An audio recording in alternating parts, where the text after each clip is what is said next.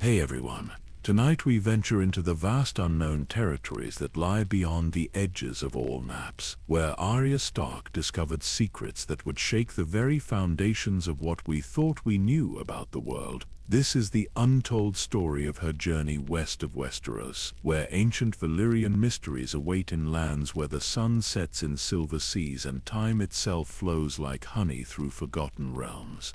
So before we set sail into these uncharted waters, take a moment to like this video and subscribe to the channel, but only if you genuinely enjoy the stories I craft for you here. And if you find yourself captivated by the deeper mysteries of Westeros and the lands beyond, I invite you to visit my new channel called The Raven's Tales. I've added the link in the description below, where even more Game of Thrones mysteries await your discovery. Let me know in the comments where you're listening from and what time it is in your corner of the world.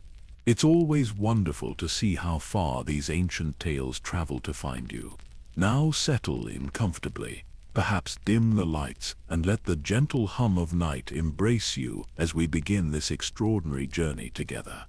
In the harbor of Braavos, 6 moons after the fall of King's Landing, a ship unlike any other prepared to depart under cover of darkness. Its hull bore strange markings that seemed to shift in the moonlight, symbols that belonged to no known language, yet whispered of home to those who had lost everything. Upon its deck stood a young woman whose many faces had finally settled into one, though her gray eyes held depths that spoke of worlds beyond counting. The wind carried whispers that night, not of the familiar narrow sea, but of something far more ancient. In her cabin, Arya Stark held a map that should not have existed, its edges crackling with an energy that made her wolf blood sing. The parchment showed lands that stretched beyond the sunset sea, marked with a symbol that matched perfectly the scar upon her palm, a mark she had carried since childhood but never understood. She had thought her story ended with her family's restoration, that her wandering days were behind her, but the map called to something deeper than wanderlust, something that connected the howling of wolves in winter to the roar of dragons over Valyria, something that linked the magic flowing through her Stark blood to powers that predated the doom itself. As the ship's moorings were cast off, and the harbor bells of Braavos faded into memory, Arya touched the ancient compass hanging from her neck. Its needles spun wildly before settling on a direction that existed on no chart, pointing toward a destiny she could not yet comprehend. For west of Westeros lay not empty ocean, but answers to questions that had haunted the 7 kingdoms since the long night first fell upon the world. And in those distant lands, something ancient stirred, recognizing the approach of the wolf it had been waiting centuries to meet. The morning mists of Braavos clung to the ancient canals like ghostly fingers, reluctant to release their hold on the secrets that flowed beneath the city's bridges. 6 moons had passed since word reached the free city that the Iron Throne had melted and the kingdoms of Westeros had chosen their own paths forward. 6 moons since Arya Stark had arrived at the House of Black and White, not as a supplicant seeking the gift of death, but as a woman searching for something she could not yet name. The cobblestones beneath her feet were worn smooth by centuries of pilgrims and merchants, each step echoing with the whispers of 1,000 languages. Braavos had always been a city of mystery, built upon the bones of Valyrian refugees who had fled the doom with nothing but their lives and their secrets. Now as dawn painted the sky the color of old bronze, those same secrets seemed to call to her from every shadowed doorway and mist-shrouded canal. Arya paused at the edge of the temple of the many-faced god, her gray eyes reflecting the dancing flames that burned eternal within. She was no longer the child who had first crossed these thresholds, desperate and broken, nor was she entirely the faceless servant she had been trained to become. Something else had emerged from the crucible of her experiences, something that belonged fully neither to the girl she had been, nor the weapon she had become. The salt breeze carried scents from the harbor below, exotic spices from Yi Ti, mingling with the sharp tang of the narrow sea. Somewhere in that maze of docks and warehouses, merchants traded in goods from the furthest reaches of the known world. Yet even as ships arrived daily from Ashai and the Summer Isles, from Karth and Old Volantis, there remained spaces on every map marked only with speculation and legend. Her fingers traced the edge of the mysterious parchment once more, feeling the strange warmth that seemed to pulse from its ancient fibers. The map had come to her 3 days prior, delivered by a messenger who had vanished before she could question him. No words had accompanied it, only that inexplicable sense of recognition when her eyes first fell upon the symbol that adorned its corner. The same symbol that marked the pale scar across her left palm, a mark she had carried since her 7th name day but had never been able to explain. The House of Black and White held many secrets, but this one seemed to exist beyond even the considerable knowledge of the faceless men. When she had shown the map to the kindly man, his ancient eyes had grown distant, as though seeing something that existed in memory rather than the present moment. He had spoken only of currents that flowed deeper than oceans, of purposes that transcended the understanding of any single lifetime. Footsteps echoed in the temple behind her, measured and familiar. She turned to find Jakanagar approaching, his red and white hair catching the morning light. In his hands he carried a small wooden box, its surface carved with intricate patterns that seemed to shift and flow like living things. "A girl seeks answers that cannot be found in the House of Black and White," he said, his voice carrying that same musical quality that had haunted her dreams since childhood. "The seeking itself is the answer she has been given." Arya accepted the box, feeling its unexpected weight. Inside, nestled in silk that whispered of distant shores, lay a compass unlike any she had ever seen. Its face was carved from what appeared to be dragon bone, marked with symbols that predated any known script. The needle, rather than pointing north, spun slowly in patterns that suggested it was searching for something entirely different. "A man has dreamed of silver seas," Jaqen continued, his mismatched eyes holding depths that spoke of visions granted only to those who had surrendered their names to serve larger purposes. "In these dreams, a wolf runs across waters that reflect stars not seen from any shore of the known world. The wolf carries messages between those who wait and those who seek."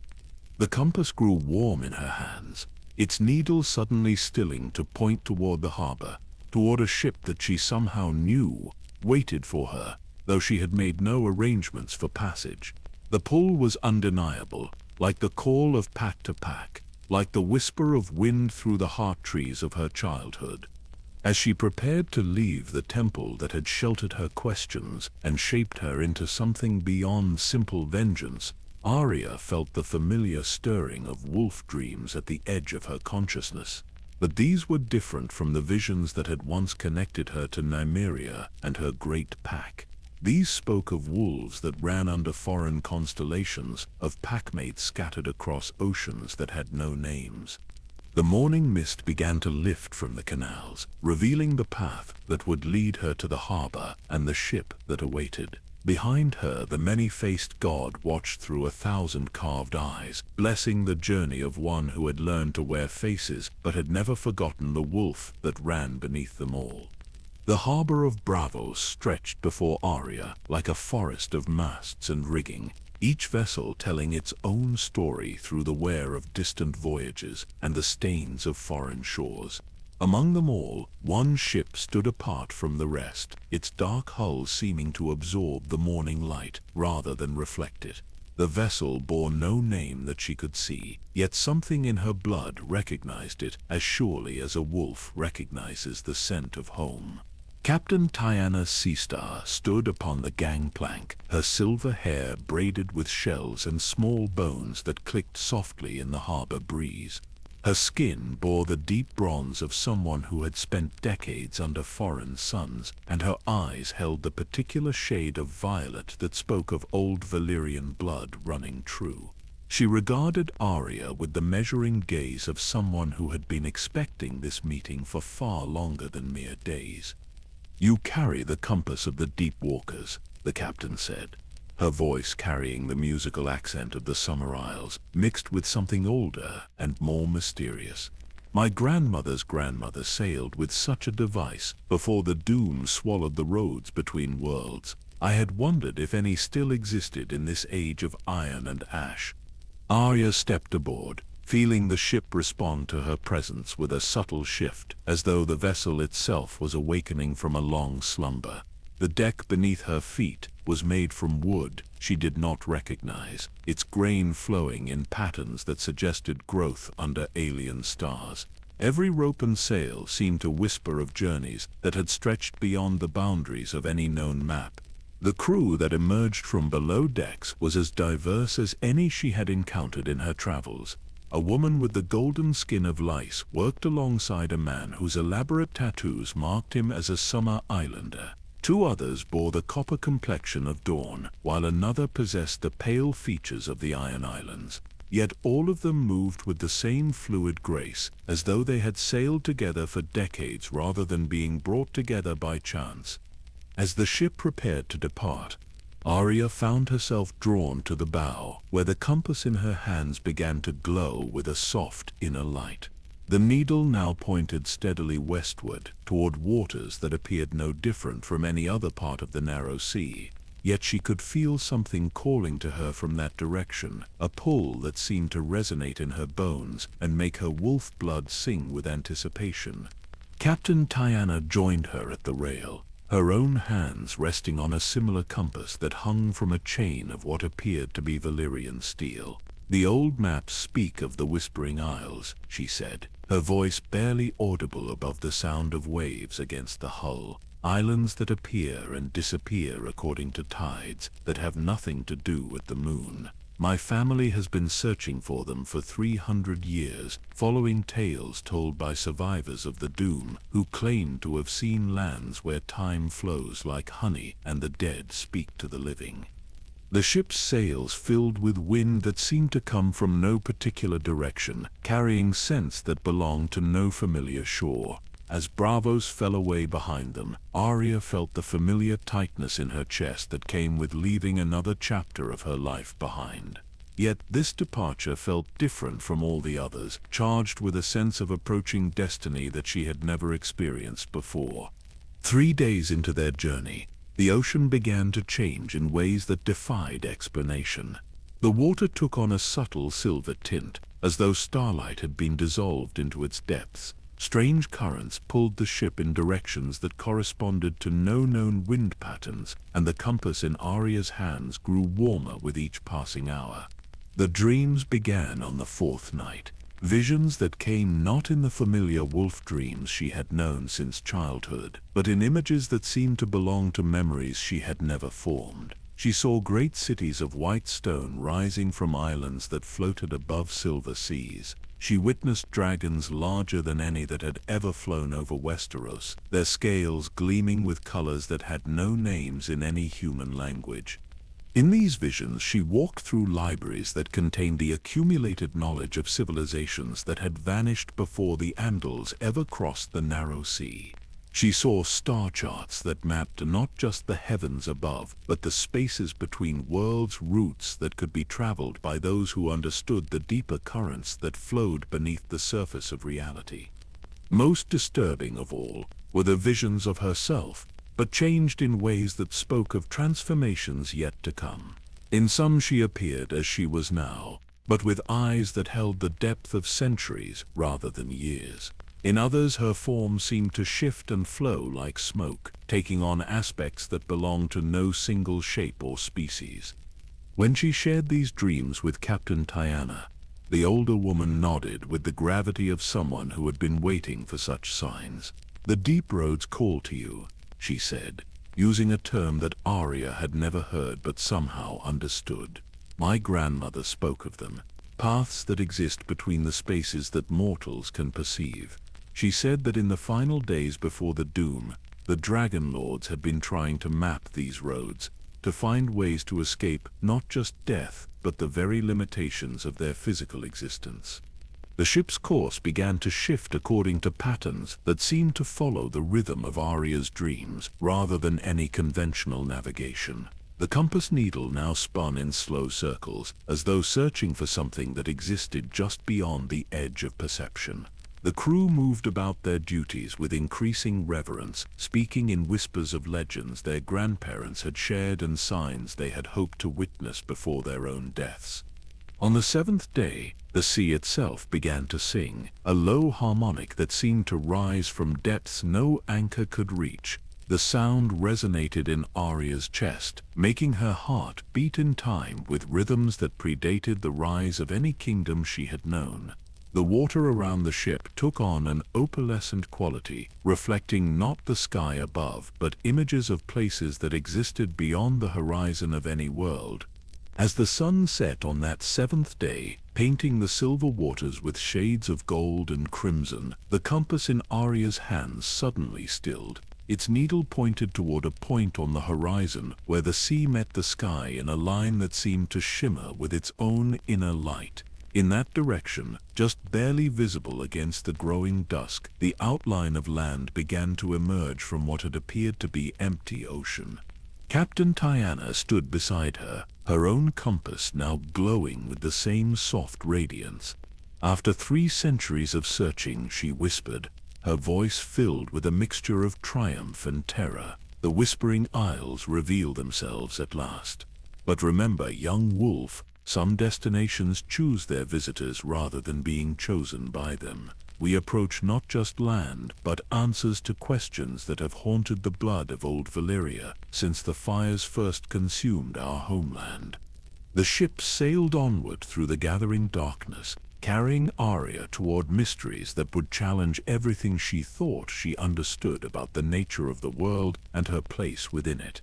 Behind them, the familiar waters of the known world fell away into memory, while ahead lay territories that existed as much in legend as in any physical reality. The compass grew warm in her hands, its glow illuminating her face as she prepared to step into a story that had been waiting centuries for her arrival. The Whispering Isles emerged from dawn mist like fragments of a dream made manifest. Their shores composed of stone that gleamed with the same opalescent quality as the waters surrounding them. As their ship drew closer, Arya could see that the cliffs rose in impossible spirals, defying the natural laws that governed the formation of ordinary land. Vegetation clung to these twisted surfaces in patterns that suggested conscious design rather than random growth. Captain Tiana guided their vessel toward a natural harbor that seemed to have been carved from living crystal. The water here was so clear that Arya could see fish swimming at depths that should have been invisible, their scales reflecting colors that shifted and changed with each movement. Some of these creatures bore resemblances to those she had known in the waters around Westeros, while others possessed forms that belonged to no bestiary she had ever encountered. The dock that awaited them was built from the same strange stone as the cliffs, its surface worn smooth by countless years of use, yet showing no signs of decay or weathering. Ancient symbols were carved into its length, flowing script that seemed to writhe and shift when viewed from the corner of the eye. Arya found herself able to read portions of the text, though she had no memory of learning the language that formed these words. "Welcome, daughter of the wolf and the winter's heart," the carving seemed to say. "Long have we waited for one who carries the blood of the first men mingled with the fire of dragons. Your coming was foretold in the deep songs, in the harmonies that flow beneath the music of the spheres." A delegation awaited them on the pier, figures draped in robes that appeared to be woven from moonlight itself. Their faces were hidden beneath hoods that cast shadows deeper than any natural darkness should allow. Yet Arya felt no threat from their presence. Instead, there was a sense of ancient patience, of beings who had been waiting for her arrival since before her birth. The leader of this group stepped forward as Arya disembarked, revealing features that bore the unmistakable stamp of Valyrian heritage. Her hair was silver touched with blue, and her eyes held the purple depth of amethysts that had been blessed by dragonfire. Yet there was something more than human in her appearance, a quality that suggested transformation beyond the merely physical. "I am Valyria of the Singing Stones," she said, her voice carrying harmonics that seemed to resonate with the crystal formations around them. "I am the keeper of the first threshold." the guardian of truths that were old when Valyria was still a collection of fishing villages on volcanic peaks. You have traveled far to reach us, Arya of House Stark, but your true journey begins only now. The path from the harbor led through gardens where flowers bloomed with petals of living flame, their light casting no heat but illuminating the way with colors that painted the air itself. Trees grew here whose branches bore fruit that chimed like bells when touched by the breeze, their melodies weaving together into harmonies that spoke directly to the soul rather than the ear. As they walked, Captain Tyanna spoke in hushed tones of the legends that had guided her family's search for these islands. The survivors of the Doom who had reached these shores, she said, spoke of finding not just refuge but transformation. They claimed that the islands existed partially outside the normal flow of time, that years could pass like days or days stretch into decades depending on the needs of those who dwelled there. The settlement they approached defied conventional architecture, its buildings seeming to grow from the living rock rather than being constructed upon it. Spires twisted skyward in spirals that followed the same patterns as the cliffs, their surfaces covered in crystals that pulsed with inner light. Between these structures, bridges of woven starlight connected different levels, allowing passage through 3 dimensions rather than merely 2. Valyria led them to a hall whose doors were carved from what appeared to be a single massive gemstone. The interior revealed a space far larger than the exterior should have been able to contain, its ceiling lost in shadows that moved with purpose rather than following any natural pattern. Along the walls, alcoves held artifacts that glowed with their own inner radiance, objects that spoke of technologies and magics that had been lost to the known world. Here lies the accumulated wisdom of those who fled the burning of Valyria, Valyria explained, gesturing toward the countless treasures that surrounded them, but also knowledge that predates our fallen homeland by thousands of years. These islands have been a sanctuary for refugees from many catastrophes, each bringing their own understanding of the deeper mysteries that govern existence. Arya found herself drawn to a particular alcove where a sphere of black crystal hovered without any visible support. As she approached, the sphere began to resonate with a frequency that she felt rather than heard, its surface revealing images that flickered and changed with each heartbeat. She saw the burning of Valyria from perspectives that no mortal witness could have possessed, viewing the doom from above the flames and below the melting stone. But more disturbing were the visions that showed the doom as something other than natural catastrophe. She witnessed figures in robes of shifting shadow, directing the flows of molten rock, guiding the destruction along paths that served purposes beyond mere devastation. The sphere showed her that Valyria's fall had been orchestrated, its timing and extent controlled by intelligences that had their own reasons for bringing down the greatest civilization the world had known. The crystal sphere responded to her presence with increasing intensity, revealing scenes that stretched far beyond the boundaries of the known world. She saw other continents where different civilizations had risen and fallen according to patterns that suggested conscious guidance. Empires built on knowledge that had been deliberately limited, their growth curtailed when they approached understanding that would threaten larger designs. Captain Tyanna stood beside her, her own eyes reflecting the light that poured from the crystal. "My family preserved stories of the shepherds of civilization," she said, her voice heavy with implications that stretched across centuries. Beings who moved between worlds, ensuring that no single culture grew powerful enough to threaten the balance they maintained. The Dragon Lords of Valyria had begun to discover their existence in the years before the Doom, had started to map the roads between realities that these shepherds used for their travels. The sphere's visions shifted to show more recent events, images that made Arya's wolf blood stir with recognition. She saw Jon Snow standing atop the wall, but his form seemed to shimmer with energies that suggested connections to powers beyond those he had displayed in life. Sansa appeared in the Godswoods of Winterfell, her red hair streaming as she communed with heart trees whose faces had begun to change, taking on expressions that spoke of awakening consciousness. Most startling of all was the vision of Bran, no longer the three-eyed raven, but something far more complex.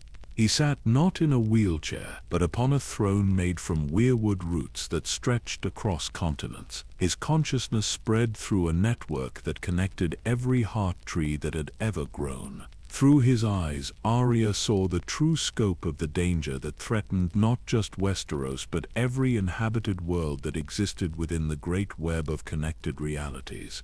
The sphere's revelations painted a picture of approaching crisis that dwarfed anything she had previously faced. The long night that had threatened Westeros was revealed as merely the first movement in a symphony of destruction that would eventually encompass every world where life had taken hold. The others had been servants of intelligences that fed on the vital energies of entire civilizations, entities that had been slowly consuming reality itself across eons of patient harvesting. Valyria watched Arya's reaction to these revelations with eyes that held deep compassion mixed with ancient sorrow. "The burden of knowledge is heavy," she said, her voice carrying echoes of all those who had stood in this hall before them. "But ignorance is a luxury that no longer exists for those who would stand against the approaching darkness. The shepherds of civilization thought they could maintain balance through controlled destruction, but they have awakened appetites that cannot be satisfied with mere worlds." As the crystal sphere's light began to fade, Arya felt the weight of understanding settle upon her shoulders like a cloak woven from starlight and shadow. Her journey to these islands had been no accident, no simple wandering of a restless spirit. She had been called here to receive knowledge that would transform her from a witness to history into one of its primary architects. The compass in her hands grew warm once more, its needle now pointing deeper into the island's interior where greater mysteries awaited. Behind them, the harbor mist was beginning to glow with colors that spoke of dawn in worlds where the sun rose in directions unknown to any conventional sky. Ahead lay paths that would lead her toward truths that would challenge the very foundations of everything she had believed about the nature of existence itself. For 3 days, Arya wandered the crystalline paths of the Whispering Isles, her mind struggling to process the magnitude of what the sphere had revealed. The knowledge felt like carrying molten gold in her thoughts, beautiful and terrible in equal measure, yet somehow manageable if she focused only on immediate concerns rather than cosmic implications. The islanders moved around her with gentle courtesy, providing food that tasted of sunlight and shelter that sang lullabies in languages older than human speech. The village that had initially seemed so alien began to feel almost familiar as she explored its winding streets. Children played games with stones that glowed in response to their laughter, and artisans worked with materials that shifted between solid and liquid according to their creative needs. The markets sold goods from a dozen different worlds, yet the transactions were conducted with a peaceful efficiency that spoke of communities long settled in harmony. Elder Malor, whose age was impossible to determine but whose wisdom seemed to span centuries, offered what appeared to be a reasonable explanation for all she had witnessed. "The sphere shows many things, young wolf," he said as they sat in a garden where flowers bloomed in mathematical patterns too perfect to be natural. "But not all visions speak of destiny or cosmic threats. Sometimes they merely reflect the fears and expectations of those who view them, painting possibilities rather than prophecies." His words carried a comfort that Arya found herself eager to embrace. The old man's gentle manner and scholarly appearance reminded her of Maester Luwin, whose logical approach to mysteries had always provided anchor points in chaotic times. Perhaps the visions of approaching darkness were indeed products of her own troubled mind, shaped by years of witnessing death and betrayal in forms both mundane and supernatural. The islanders themselves seemed to support this interpretation through their very existence. Here was a community that had survived the doom of Valyria and countless other catastrophes through wisdom rather than warfare, through adaptation rather than conquest. Their technology bordered on the magical, yet they used it for creation rather than destruction, for harmony rather than domination. Valyria took Arya to workshops where artisans crafted objects that defied easy categorization. Mirrors that showed not reflections but memories, allowing viewers to witness events from their past with perfect clarity. Instruments that could capture and preserve music, not just as sound but as pure emotion, enabling compositions to be experienced rather than merely heard. Books whose pages rewrote themselves to match the reader's level of understanding, ensuring that knowledge was never wasted through incomprehension. This is what we preserved from the old world, Valyria explained, as they watched a sculptor shape stone with nothing more than focused thought, not the Dragon Lord's hunger for conquest or their endless feuds over power, but the true achievements of Valyrian civilization, the arts and sciences that could have lifted all peoples to heights of understanding that would have made war and suffering obsolete. The explanation felt satisfying in its simplicity. The Whispering Isles were a refuge where the best aspects of the lost world had been preserved, a place where knowledge was used for enlightenment rather than exploitation. The visions in the crystal sphere were perhaps warnings about what could happen if such wisdom fell into the wrong hands, cautionary tales rather than inevitable prophecies. Captain Tiana seemed to share this interpretation, her earlier tensions fading as she reconnected with the heritage her family had spent generations seeking. She spent long hours in the archives, studying charts that showed the currents between worlds, learning navigation techniques that would allow her to guide other refugees to safety when the need arose. Her crew integrated smoothly with the island community, their diverse skills finding immediate application in projects that served the common good. For nearly a week, Arya allowed herself to believe that her journey had reached its natural conclusion. She had found what she had been seeking without fully realizing she sought it, a place where her skills could be used for protection rather than vengeance, where her abilities could serve creation rather than destruction. The compass that had guided her here now pointed in all directions, as though acknowledging that her destination had been reached. Yet even as she settled into the rhythms of island life, subtle discordances began to intrude upon her growing sense of peace. The children who played in the streets, while obviously happy and healthy, displayed a uniformity in their features that suggested careful breeding rather than natural diversity. Their games, though joyful, followed patterns that never deviated from established forms, as though creativity itself was being channeled along predetermined paths. The artisans whose work had initially amazed her began to reveal limitations that grew more apparent with extended observation. Their creations, while beautiful beyond description, all shared certain fundamental characteristics that spoke of minds working within invisible boundaries. No matter how wildly imaginative their projects appeared, they never ventured beyond concepts that fit within a specific philosophical framework. Most troubling were the conversations she overheard between the elders, discussions that stopped abruptly whenever her presence was noticed. References to schedules that spanned decades, to harvests that had nothing to do with crops, to visitors who came not as refugees, but as something far more specific and predetermined. The language they used carried undertones that suggested purposes hidden beneath the surface hospitality.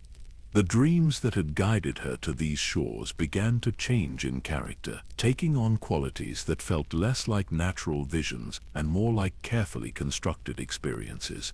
She found herself walking through scenarios that seemed designed to test her reactions to specific stimuli, to measure her responses to particular moral dilemmas. Upon waking, she retained only fragments of these experiences, but the fragments shared common elements that spoke of conscious design. Elder Mylor's explanations, which had initially provided such comfort, began to reveal inconsistencies when examined more carefully. His knowledge of the crystal sphere's visions was far too detailed for someone who dismissed them as mere reflections of the viewer's expectations. His casual references to events and people from her past suggested access to information that should have been impossible for him to possess. The island's architecture, which had seemed so organic and naturally evolved, began to display patterns that spoke of mathematical precision rather than artistic inspiration. The spiraling towers and twisted bridges followed ratios that created subtle psychological effects, inducing states of mind that made questioning difficult and acceptance easy. The very beauty of the place served as a kind of enchantment, encouraging visitors to abandon critical thinking in favor of aesthetic appreciation. Captain Tiana's integration with the community, which had appeared so seamless, revealed itself to be proceeding along lines that had been carefully prepared in advance. The archives she studied contained exactly the information she needed to feel satisfied with her discoveries, while omitting details that might have raised uncomfortable questions.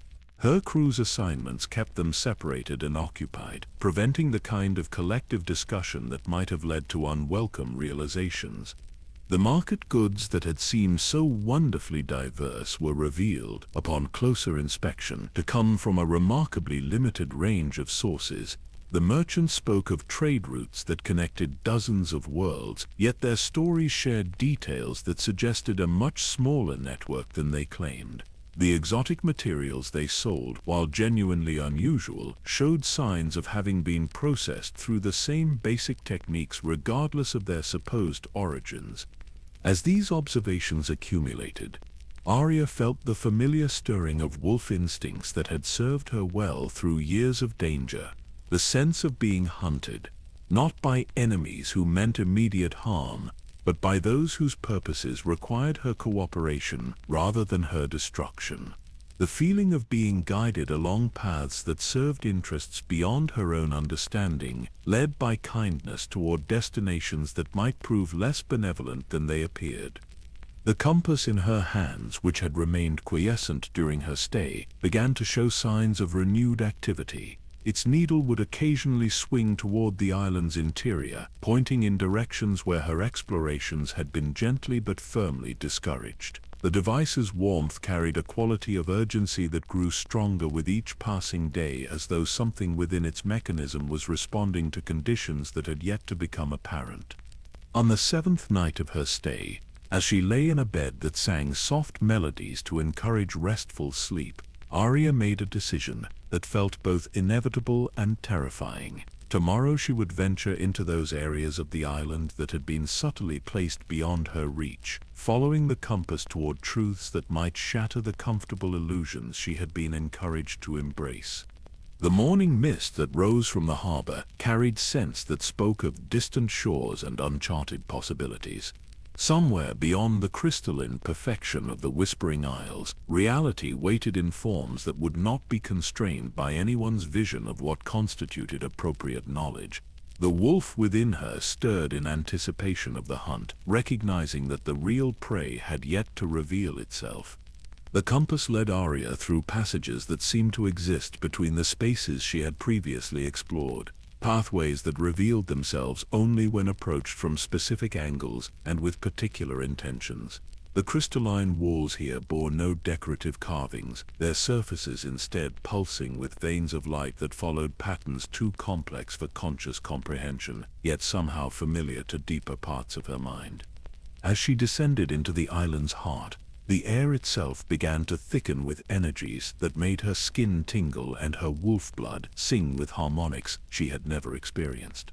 The passages branched and converged according to geometries that defied the 3 dimensions her senses insisted should contain all possible movement. Yet her feet found purchase on surfaces that supported her weight, and her hands touched walls that provided guidance through corridors that existed more in potential than in fixed reality. The first chamber she discovered held artifacts that predated anything she had seen in the village above, sculptures carved from minerals that had never formed on any world she knew, their surfaces depicting creatures that combined familiar elements in ways that suggested evolutionary paths never taken by earthly life. Some bore resemblances to dragons, but with additional limbs that would have allowed movement through mediums other than air or earth. Others showed humanoid forms enhanced with organs that could only have functioned in environments where different physical laws applied. Ancient texts filled alcoves carved directly into the living rock, their pages made from materials that responded to her presence by revealing words written in scripts that shifted between languages she knew and symbols that conveyed meaning without requiring translation. These volumes spoke of the deep roads that connected not just distant locations but alternate versions of reality itself, pathways that had been mapped by civilizations whose names had been forgotten before Valyria ever rose to prominence. The histories contained within these texts painted pictures of cosmic architecture that stretched across dimensions she had never imagined could exist.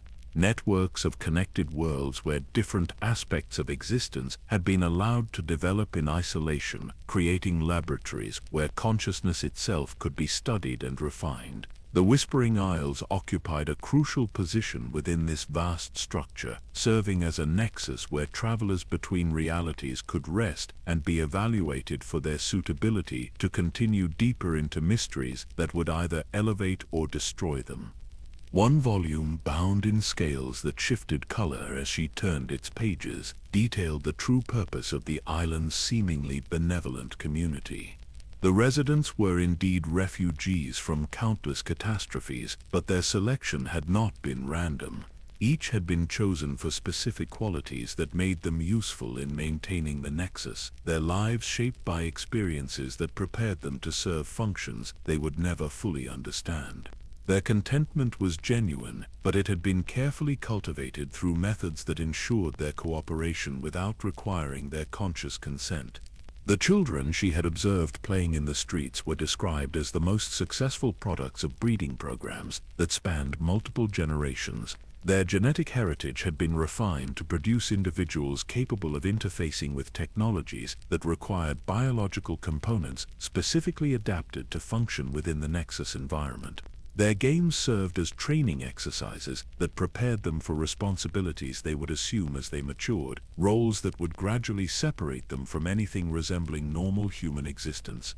As Arya ventured deeper into the chamber complex, she discovered workshops where the island's true work was conducted. Here, artisans who appeared human from a distance revealed themselves to be something far more complex upon closer inspection.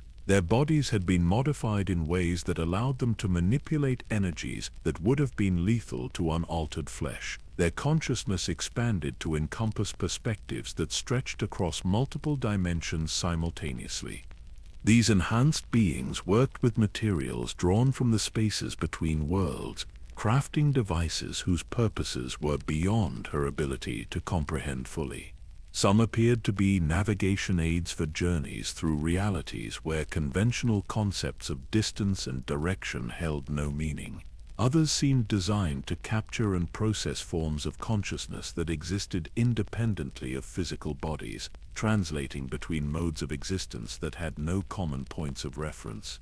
The most disturbing discovery was a series of alcoves that contained what could only be described as preserved specimens, beings from various worlds who had been somehow frozen at the moment of their arrival at the Nexus. Their expressions ranged from wonder to terror, suggesting that their preservation had not been entirely voluntary.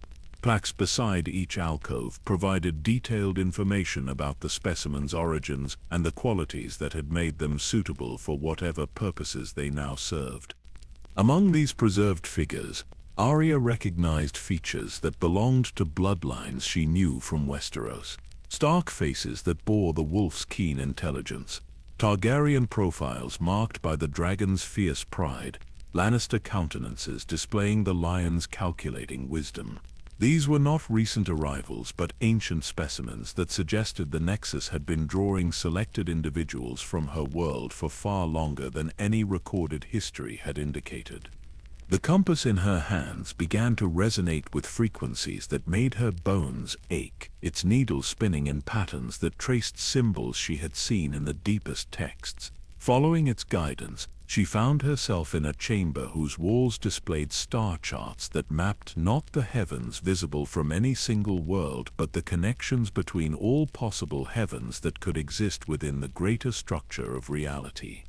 These charts revealed the true scope of what the shepherds of civilization had been attempting to manage.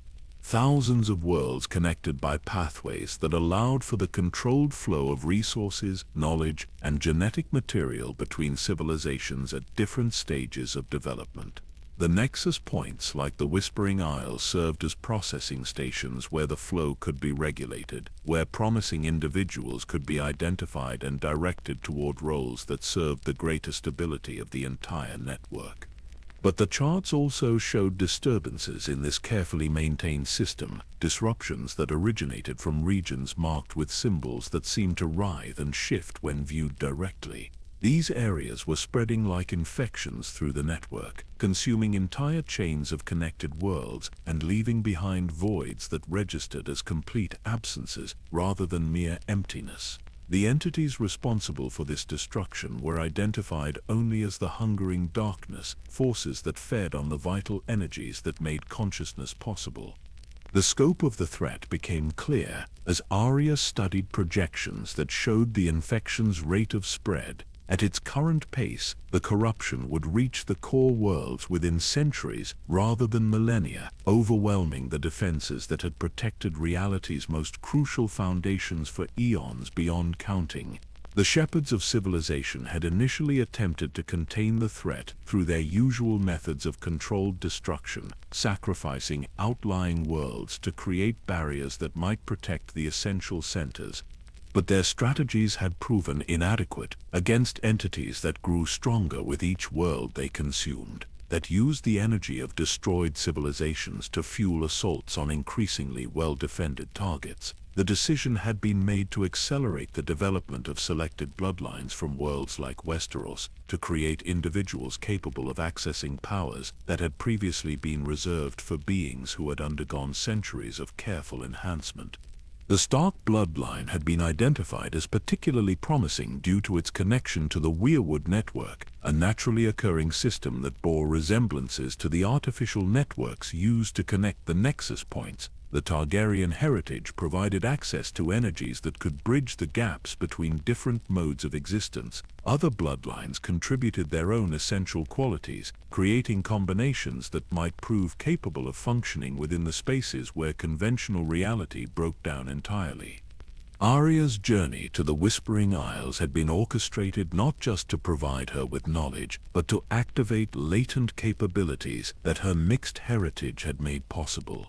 The visions she had experienced, the dreams that had guided her path, even her training with the Faceless Men had all served to prepare her for transformations that would allow her to serve as a bridge between the human perspective and the cosmic forces that threatened to unmake all existence. As she absorbed these revelations, the chamber around her began to shift and flow, its walls becoming transparent to reveal the true structure of the nexus that lay hidden beneath the island's beautiful facade. Vast engines of crystallized consciousness operated in dimensions that existed parallel to the physical space she occupied, their purpose focused on maintaining the delicate balance that kept the connected worlds from falling into chaos. The compass in her hands had grown so warm that it nearly burned her flesh, its needle now pointing toward depths that lay beyond the physical boundaries of the island itself. Whatever waited in those deeper levels would provide answers to questions she was only beginning to formulate, truths that would either provide the tools needed to fight the hungering darkness or reveal the futility of any such resistance. The descent into the Nexus core required Arya to abandon her reliance on conventional senses, trusting instead to instincts that had been awakened by her exposure to the chamber's revelations. The compass had become so hot that she could no longer hold it directly, yet its guidance remained clear through vibrations that resonated in her bones and pulled her consciousness toward destinations that existed more in possibility than in fixed location. The pathways here defied all attempts at mapping, their existence depending on the intentions and capabilities of those who traveled them. Walls materialized when her need for guidance required their presence, then dissolved when her growing confidence made such supports unnecessary. The air itself became a medium through which thoughts could travel, carrying impressions of all those who had passed this way before her. She found herself walking alongside the ghostly forms of previous visitors, their presence so vivid that she could hear fragments of conversations they had held with companions who existed in different layers of reality. A woman with the silver hair of old Valyria spoke urgently to someone invisible about the need to preserve the bloodlines, her words heavy with the weight of impending catastrophe. A man whose features bore the stamp of the first men argued passionately about the ethics of sacrificing worlds to preserve the greater structure, his voice carrying the authority of one who had witnessed such sacrifices firsthand. These phantom encounters revealed the true history of the Nexus, painting a picture of debates and decisions that had shaped the fate of countless civilizations. The shepherds of civilization had not been the callous manipulators that the deeper texts had suggested, but rather desperate guardians struggling to preserve some fragment of ordered existence against forces that threatened to reduce all consciousness to primordial chaos. The chamber that served as the Nexus heart defied description in any language designed for beings who experienced reality through a single-dimensional perspective. Its boundaries extended in directions that had no names, encompassing spaces that contained the compressed essence of entire worlds. At its center hung a structure that resembled both a vast tree and an intricate machine, its branches reaching into realities that sparkled like jewels suspended in liquid starlight.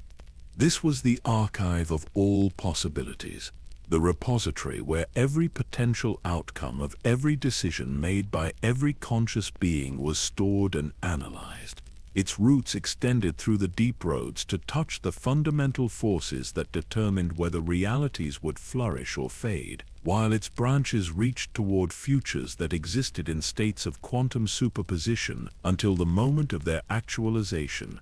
Standing before this cosmic nexus, Arya felt her consciousness expand to encompass perspectives that no individual mind should have been capable of containing. She saw herself from the viewpoint of entities that existed across multiple dimensions simultaneously, beings for whom her entire life represented nothing more than a single note in symphonies that spanned eons. Yet within that vast context, her individual choices and actions carried weight that rippled through the structure of existence itself. The revelation that shattered her understanding was not contained in any text or vision, but emerged as direct knowledge transferred from the archive into her expanded awareness. The hungering darkness was not an external threat that had invaded reality from some foreign dimension, but rather a natural consequence of the network itself. The connections between worlds that had been created to facilitate the flow of consciousness and resources had also provided pathways for entropy to spread between realities that should have remained isolated.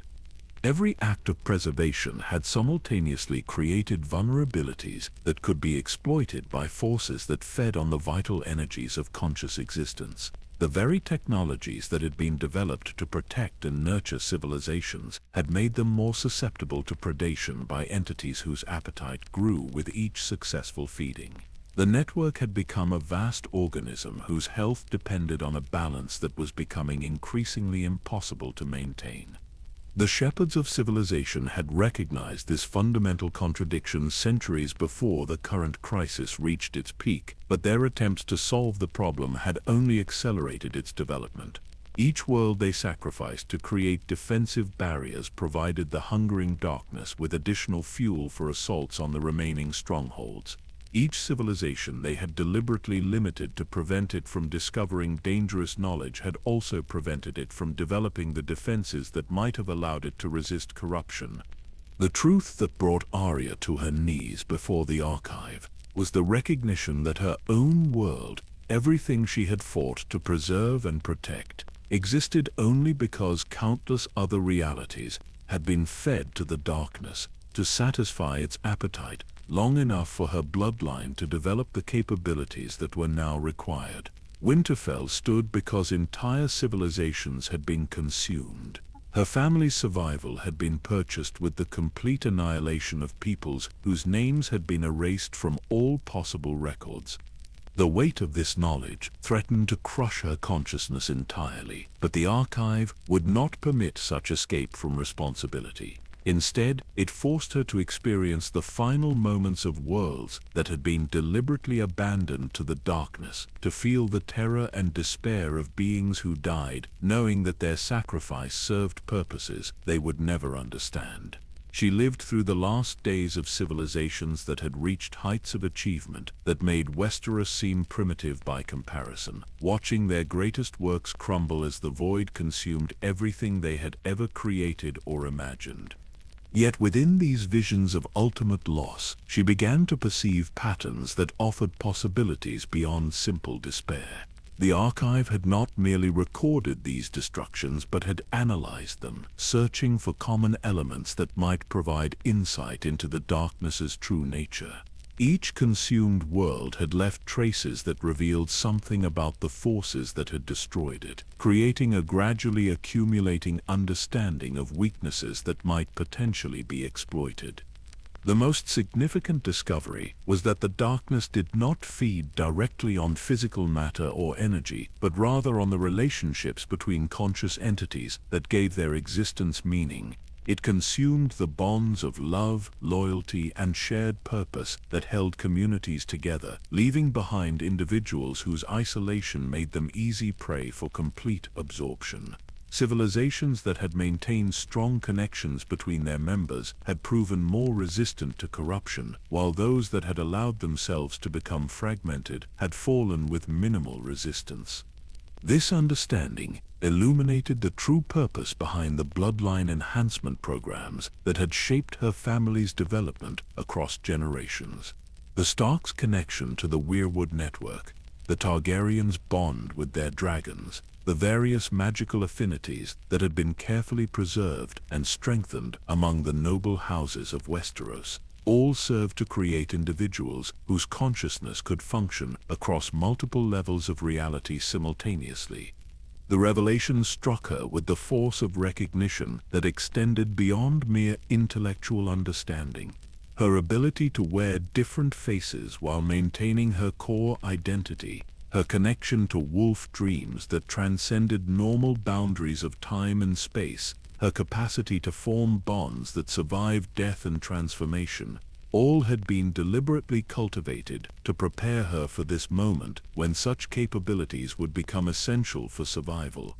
Standing at the heart of the Nexus, surrounded by the compressed essence of countless worlds, Arya felt the first stirrings of abilities that had been waiting within her bloodline for generations to manifest. Her consciousness began to operate on multiple levels simultaneously, maintaining her individual perspective while also accessing the collective memories of every Stark who had ever lived. The wolf dreams that had once provided simple connection to her dire wolf companion expanded to encompass the experiences of every wolf that had ever run beneath northern skies.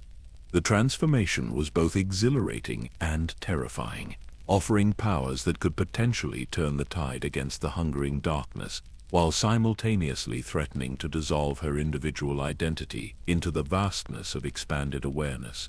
The archive guided her through the process, with the patience of an entity that had witnessed such transformations countless times before, providing support that prevented her consciousness from fragmenting while ensuring that the enhancement proceeded according to patterns that had been refined over eons of careful experimentation.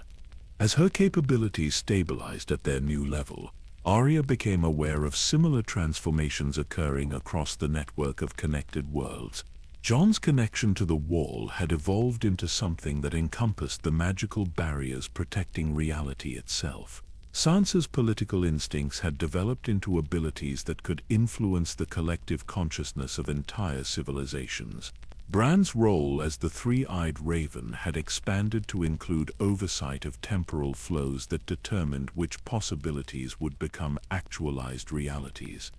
The compass that had guided her to this moment had become something far more complex, its simple needle replaced by indicators that tracked movements across dimensions that conventional geometry could not describe.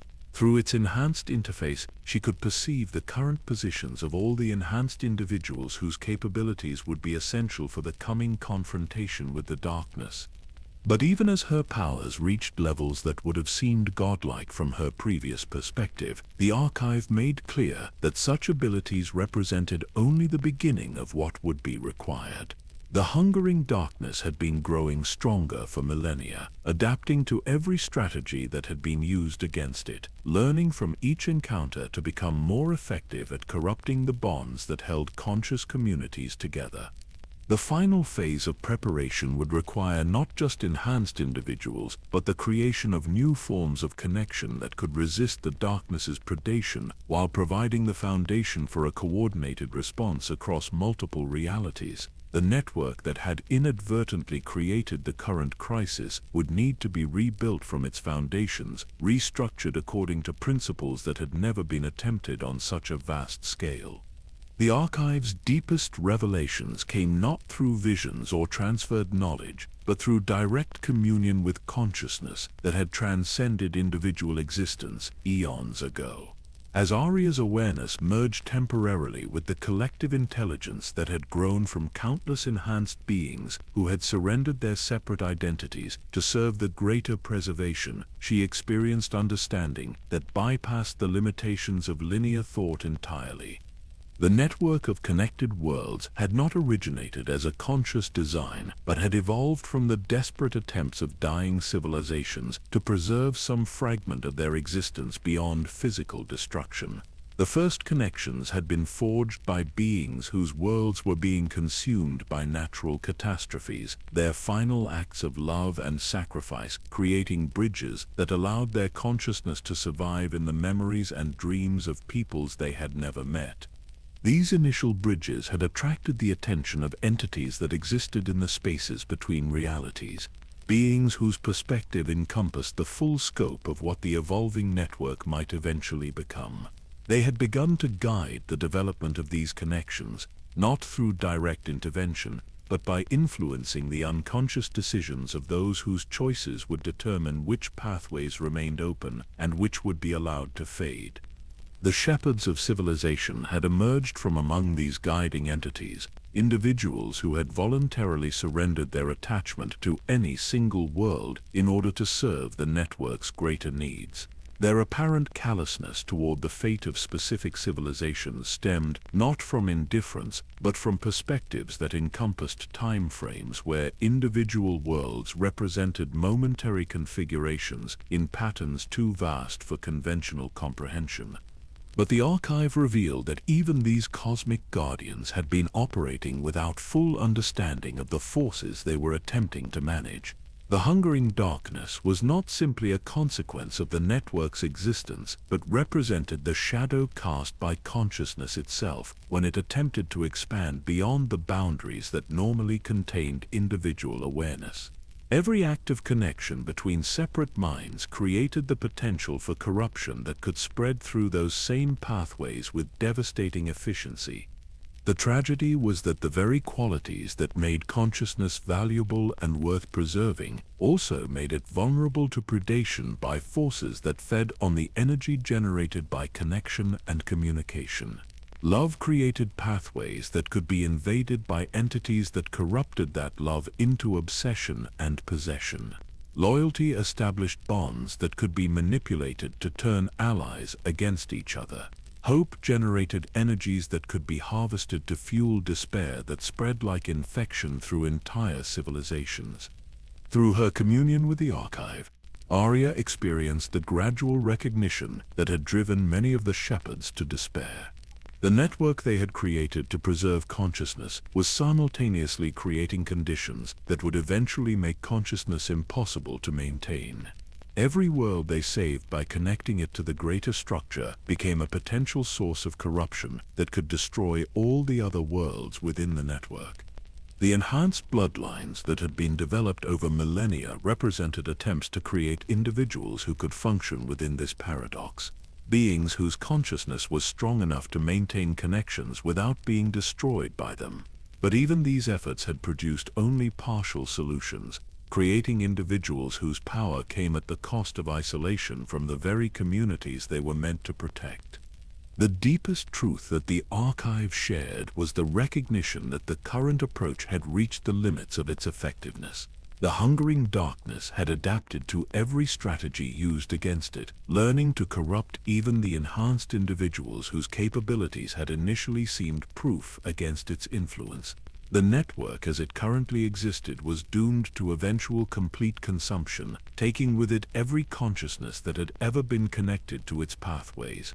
Yet within this revelation of ultimate futility, Arya discovered the seeds of possibilities that had never been attempted because they required capabilities that had only recently become available. Her transformation within the Nexus had not simply enhanced her individual powers, but had connected her to resources that existed beyond the normal boundaries of the network.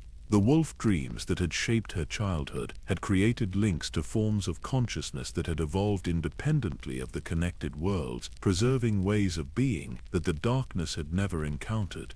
The direwolves of Westeros were revealed to be descendants of creatures that had originally existed in the spaces between realities, beings whose pack bonds operated according to principles that made them immune to the corruption that destroyed other forms of connection. Their integration with human consciousness through the Stark bloodline had created hybrid entities whose awareness could navigate the pathways between worlds without becoming vulnerable to the predation that had claimed so many other travelers. Through her connection to Nymeria's pack, Arya could perceive networks of natural consciousness that extended across multiple realities without requiring the artificial constructs that had made the Shepherd's network vulnerable. These organic connections had grown slowly over geological timeframes, developing defenses against corruption through processes of natural selection that had eliminated any variations susceptible to the darkness's influence. The dragons that had bonded with the Targaryen bloodline represented another form of consciousness that had evolved in isolation from the connected worlds, their awareness operating according to principles that allowed them to burn away corruption rather than being consumed by it. Their fire was not merely physical heat, but a form of purifying energy that could destroy the bonds through which the darkness spread its influence while leaving healthy connections intact. The marriage of ice and fire that had been prophesied throughout Westeros's history was revealed to be not just a political alliance, but a fusion of these two immune forms of consciousness. The wolf's pack bonds and the dragon's purifying flames, when combined within individuals whose humanity provided the bridge between their different modes of awareness, created the potential for new forms of connection that could resist the darkness predation. But the archive made clear that even these revelations represented only the foundation for what would ultimately be required. The darkness had been growing stronger with each world it consumed, developing capabilities that allowed it to adapt to new forms of resistance almost as quickly as they could be developed. The enhanced bloodlines alone would not be sufficient to turn the tide, no matter how powerful they became. The solution would require nothing less than the complete reconstruction of the network, according to principles that had never been attempted on such a vast scale. Instead of artificial connections maintained by technology that could be corrupted, the new network would need to be based on organic bonds that grew naturally from the conscious choices of free beings, instead of centralized control exercised by shepherds whose perspective isolated them from those they guided. The new structure would need to emerge from the collective wisdom of communities that maintained their connections to individual identity. The process would be neither quick nor certain, requiring generations of careful growth during which entire worlds would remain vulnerable to the darkness predation. Many civilizations would be lost before the new network could develop sufficient strength to provide effective protection. The cost in suffering and destruction would be beyond calculation, paid primarily by peoples who would never understand the purposes their sacrifice served. Yet the alternative was the eventual consumption of all consciousness by forces that would leave behind nothing but empty void where once infinite possibilities had flourished. The choice was not between salvation and loss, but between a difficult path toward potential preservation and the certainty of complete annihilation. The enhanced individuals whose development had culminated in beings like Arya represented not the final solution but the seeds from which a solution might eventually grow. The transformation she had undergone within the Nexus was only the beginning of changes that would eventually reshape her beyond recognition. Her consciousness would need to expand to encompass perspectives that spanned multiple realities, while maintaining the individual identity that allowed her to serve as a bridge between the human communities she protected and the cosmic forces she would need to navigate. The compass that had guided her journey was revealed to be a tool whose true purpose was to locate individuals whose consciousness could be safely enhanced without being destroyed by the process. Its readings had identified not just her current location, but her potential for development along pathways that had been mapped by countless previous experiments with consciousness expansion. Standing at the heart of the archive, surrounded by the crystallized wisdom of civilizations that had been consumed in the service of this greater understanding, Arya felt the weight of responsibilities that extended far beyond anything she had previously imagined. The wolf that had once run wild through the riverlands would need to become something that could hunt across the spaces between worlds, tracking prey whose very existence threatened the foundations of reality itself. The first phase of this transformation was already beginning, as her awareness expanded to encompass the positions and conditions of her enhanced family members scattered across their various roles within the developing crisis. Joan's connection to the magical barriers that protected reality, Sansa's influence over the collective consciousness of civilizations, Bran's oversight of temporal flows that determined which possibilities became real, all were revealed as components of a coordinated response that would need to operate across scales of space and time that dwarfed any previous attempt at organized resistance. The hungering darkness stirred in the deep places between worlds, recognizing the emergence of new forms of opposition, but not yet understanding their true nature. The enhanced bloodlines had bought time for preparation, but that time was measured in years rather than centuries, and the margin for error had been reduced to nothing. The emergence from the archive's depths brought Arya into a chamber where figures materialized from the crystalline walls themselves, beings whose forms shifted between human appearance and configurations of pure light that hurt to perceive directly. These were the remaining shepherds of civilization, those who had not yet surrendered their individual consciousness to join the collective intelligence that guided the network's deeper functions. Valyria appeared among them, but her earlier gentle demeanor had been replaced by the gravitas of one who carried the weight of cosmic responsibility. Her physical form now displayed the telltale signs of enhancement that marked those who had undergone the transformations necessary to function across multiple dimensional levels. Veins of silver light traced patterns beneath her skin, and her eyes held depths that reflected the starfields visible between connected worlds. "We have been waiting for your awakening," she said, her voice now carrying harmonics that resonated with frequencies beyond normal human hearing.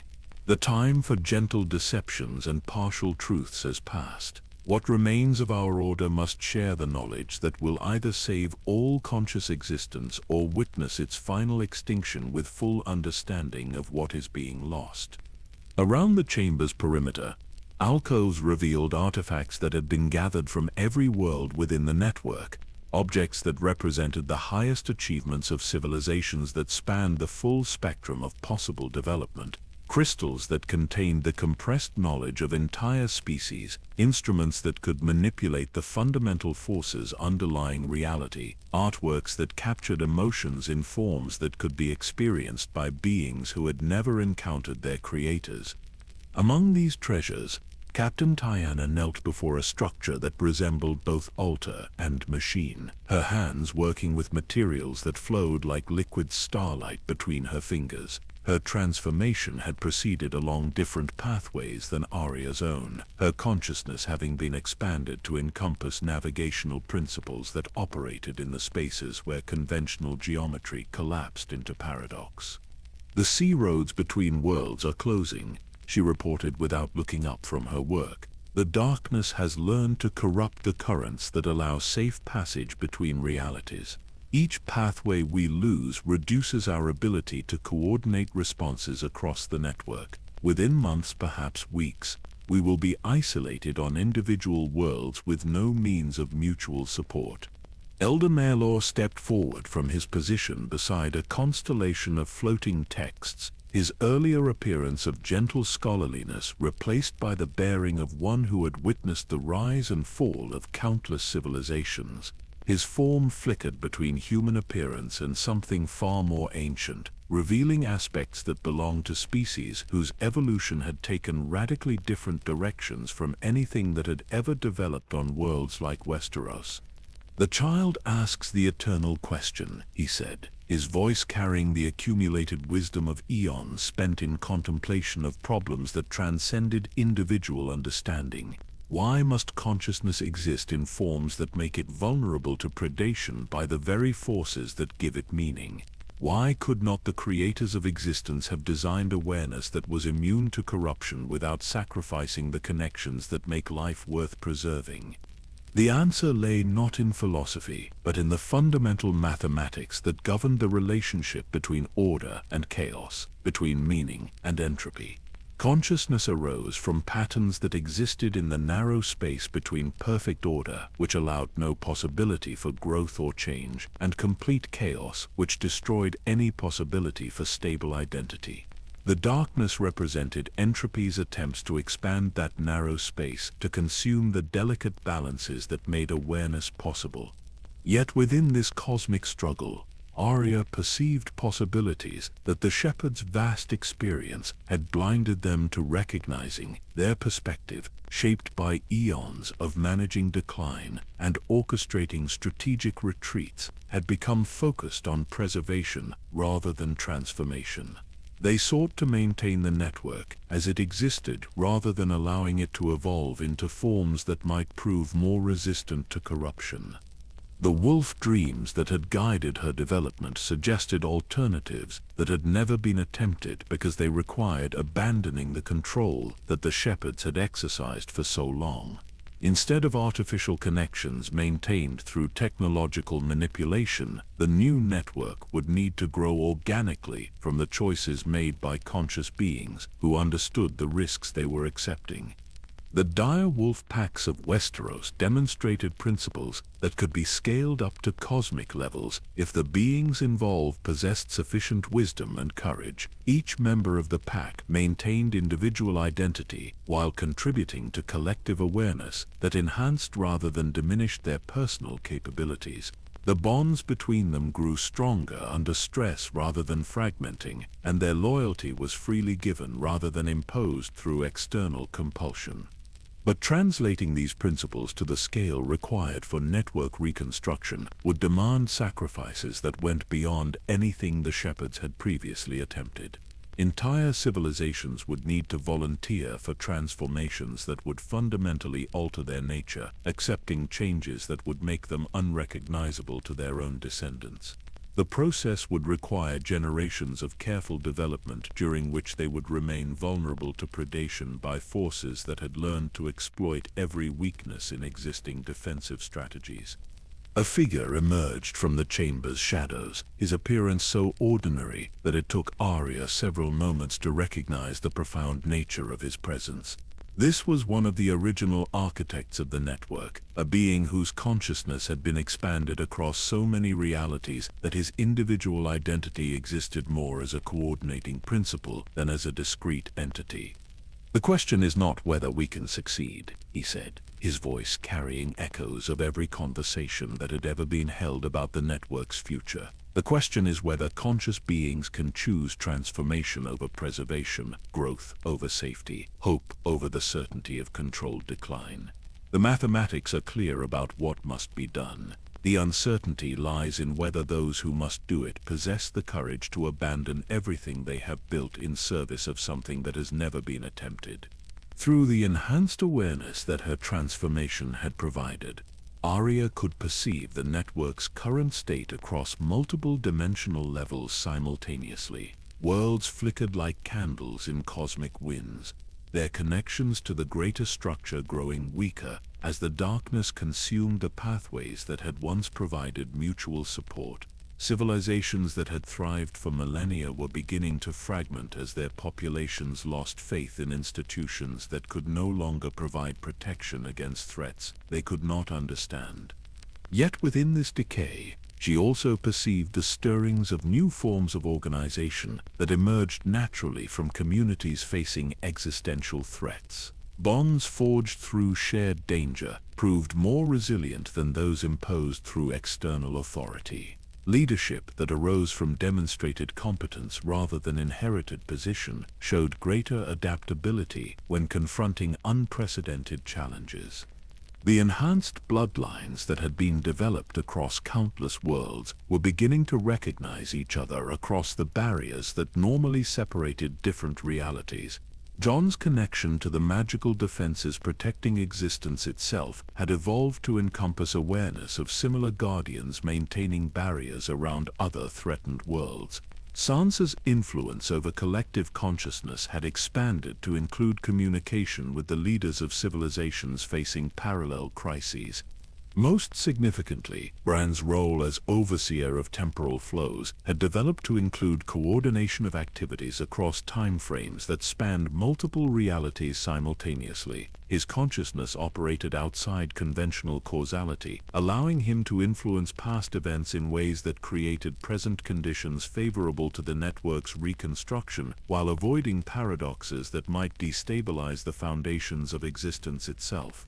The shepherds gathered in this chamber represented not the network's leadership but its transitional authority, beings whose purpose was to guide the transformation that would ultimately make their own roles obsolete.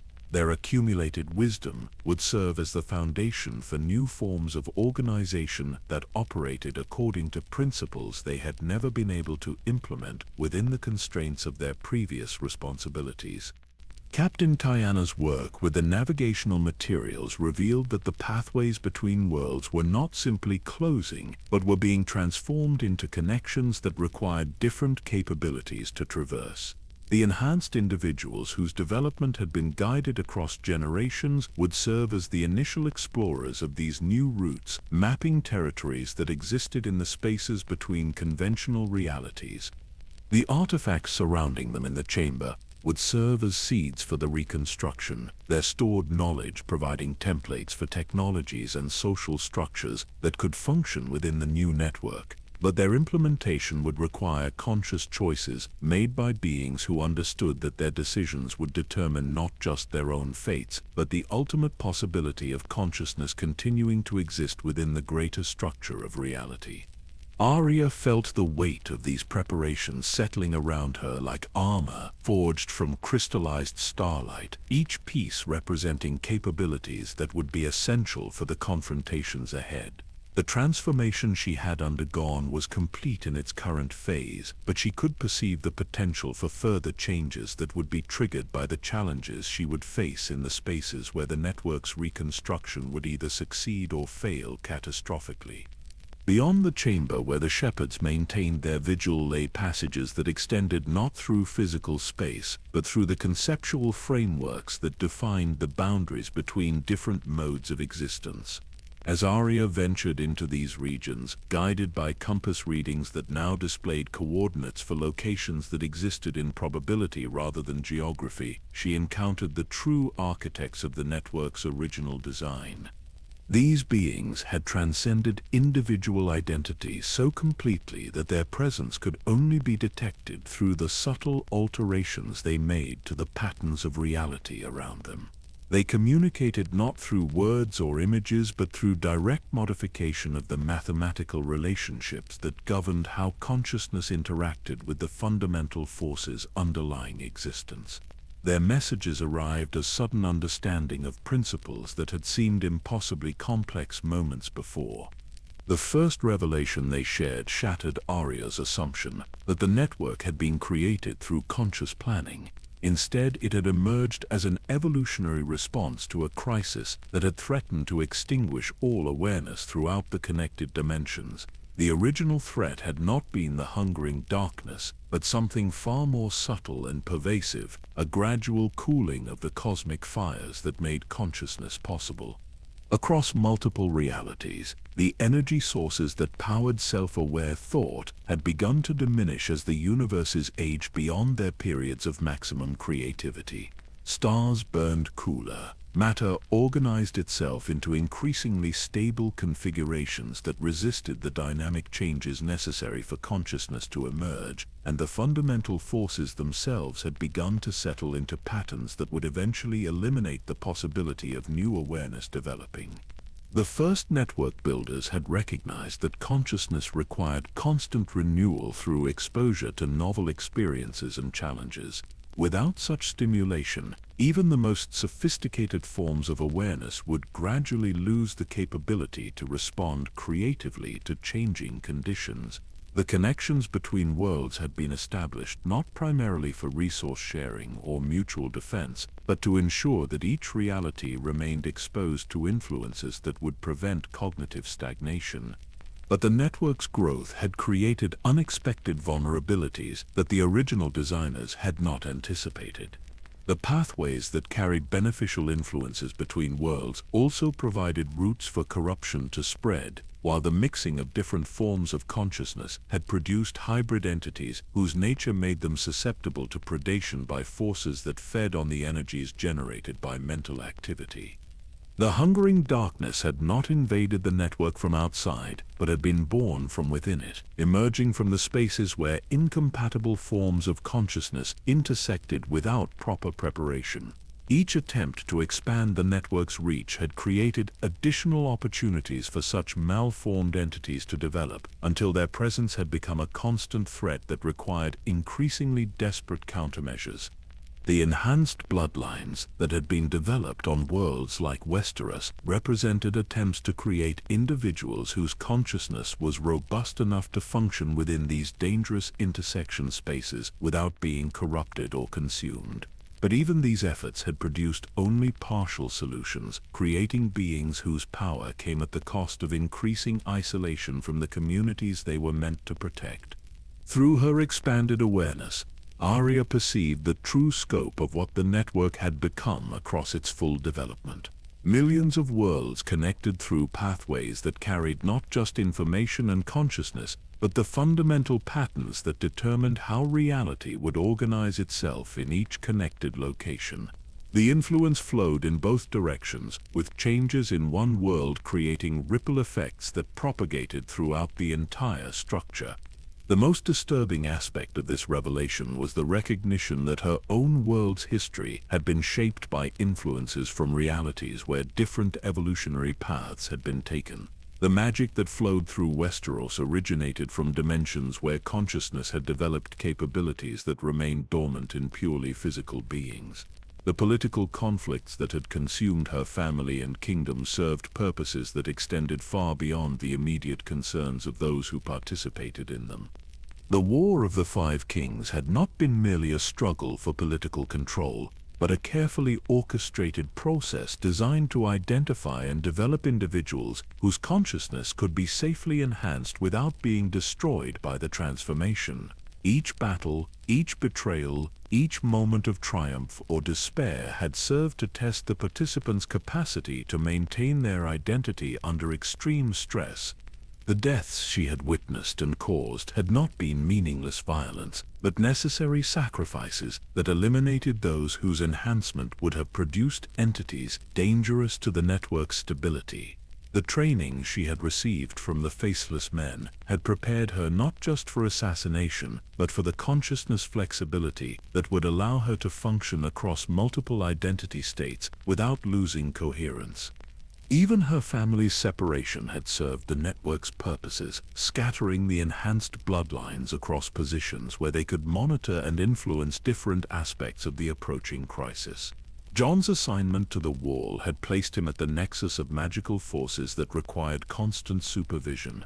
Sansa's role in northern politics had positioned her to guide collective decision-making processes that would determine how entire populations responded to unprecedented challenges.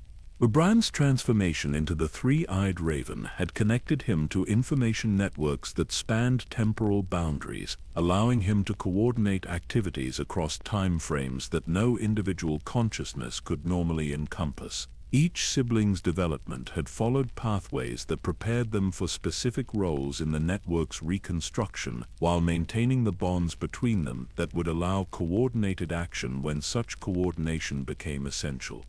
The architects whose presence she sensed in these deepest regions of the Nexus had been observing her family's development for generations, making subtle adjustments to the influences that shaped their choices without directly controlling their decisions.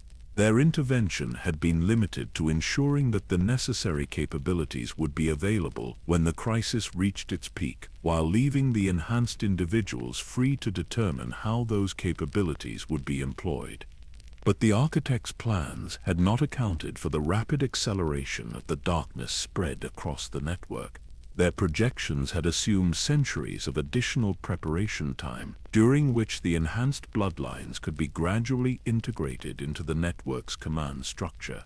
Instead, the corruption was advancing at rates that threatened to overwhelm their defenses before the reconstruction could be completed.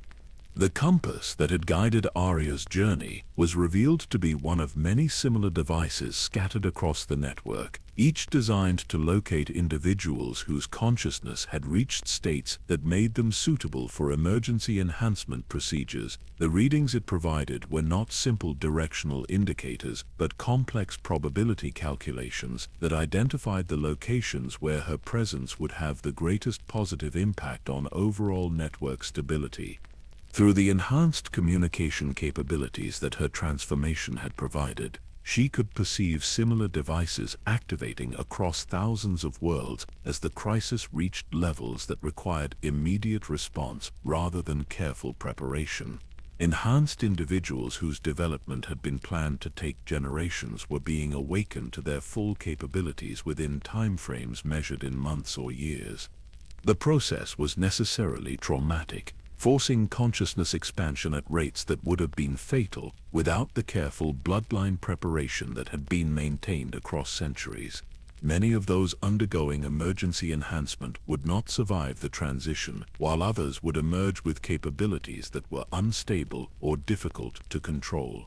But the alternative was allowing the network to collapse entirely under the darkness's assault. The most profound revelation came through direct communion with one of the architects whose consciousness had been distributed across so many realities that individual identity had become meaningless. This entity had been present at the network's formation and had witnessed every stage of its development, including the emergence of the darkness and the long struggle to contain its spread. Through its vast perspective, Arya experienced the recognition that the current crisis represented not just another challenge to be overcome, but a fundamental transformation in the nature of consciousness itself. The network as it had existed was reaching the end of its evolutionary potential, having explored all the variations that were possible within its current organizational structure. The reconstruction that was about to begin would create something entirely new, a form of interconnected consciousness that operated according to principles that had never been attempted on such a scale. The enhanced individuals whose development had been guided across generations would serve as the seeds for this new form of awareness, their consciousness providing the templates around which larger structures could organize themselves. But success was far from guaranteed. The transformation would require abandoning safety and certainty in favor of possibilities that existed only in theoretical form. Entire civilizations would need to volunteer for changes that would fundamentally alter their nature, accepting risks that could result in extinction rather than evolution. The Wolfpack principles that had shaped Arya's understanding would need to be scaled up to encompass networks of consciousness that spanned multiple realities while maintaining the individual identity that made each member valuable to the collective. The balance between unity and diversity would need to be maintained across scales of existence that had never been successfully coordinated before. Standing at the boundary between the Nexus's deepest mysteries and the regions where such knowledge would need to be translated into action, Arya felt the weight of responsibilities that extended beyond anything she had previously imagined. The compass in her hands now displayed readings that indicated not destinations, but the probability of success for different approaches to the reconstruction that lay ahead. In the deepest recesses of the Nexus, where the boundaries between thought and reality dissolved entirely, Arya encountered the first direct manifestation of the hungering darkness she had yet witnessed. It did not appear as the void-like entity her imagination had constructed, but as something far more insidious, a presence that corrupted understanding itself by making truth indistinguishable from carefully crafted deception. The entity spoke with voices that belonged to everyone she had ever loved, wearing the faces of those whose loss had shaped her development into the weapon she had become. Her father's calm wisdom urged her to abandon the network's defense in favor of protecting those few worlds that might be saved through strategic retreat. Her mother's fierce protectiveness demanded that she prioritize Westeros above the cosmic concerns that threatened to consume her individual identity. But it was the voice of Jon that carried the most dangerous persuasion, speaking truths mixed with falsehoods so skillfully that separating them required constant vigilance. The network's reconstruction would indeed require sacrifices beyond calculation, he whispered, with his familiar northern accent.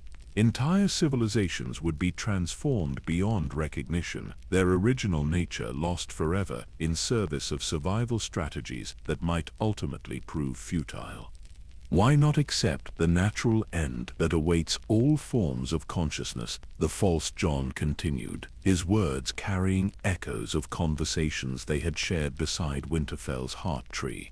Why struggle against entropy when surrender would bring peace to countless beings whose suffering serves no purpose beyond prolonging an existence that has already exceeded its intended span?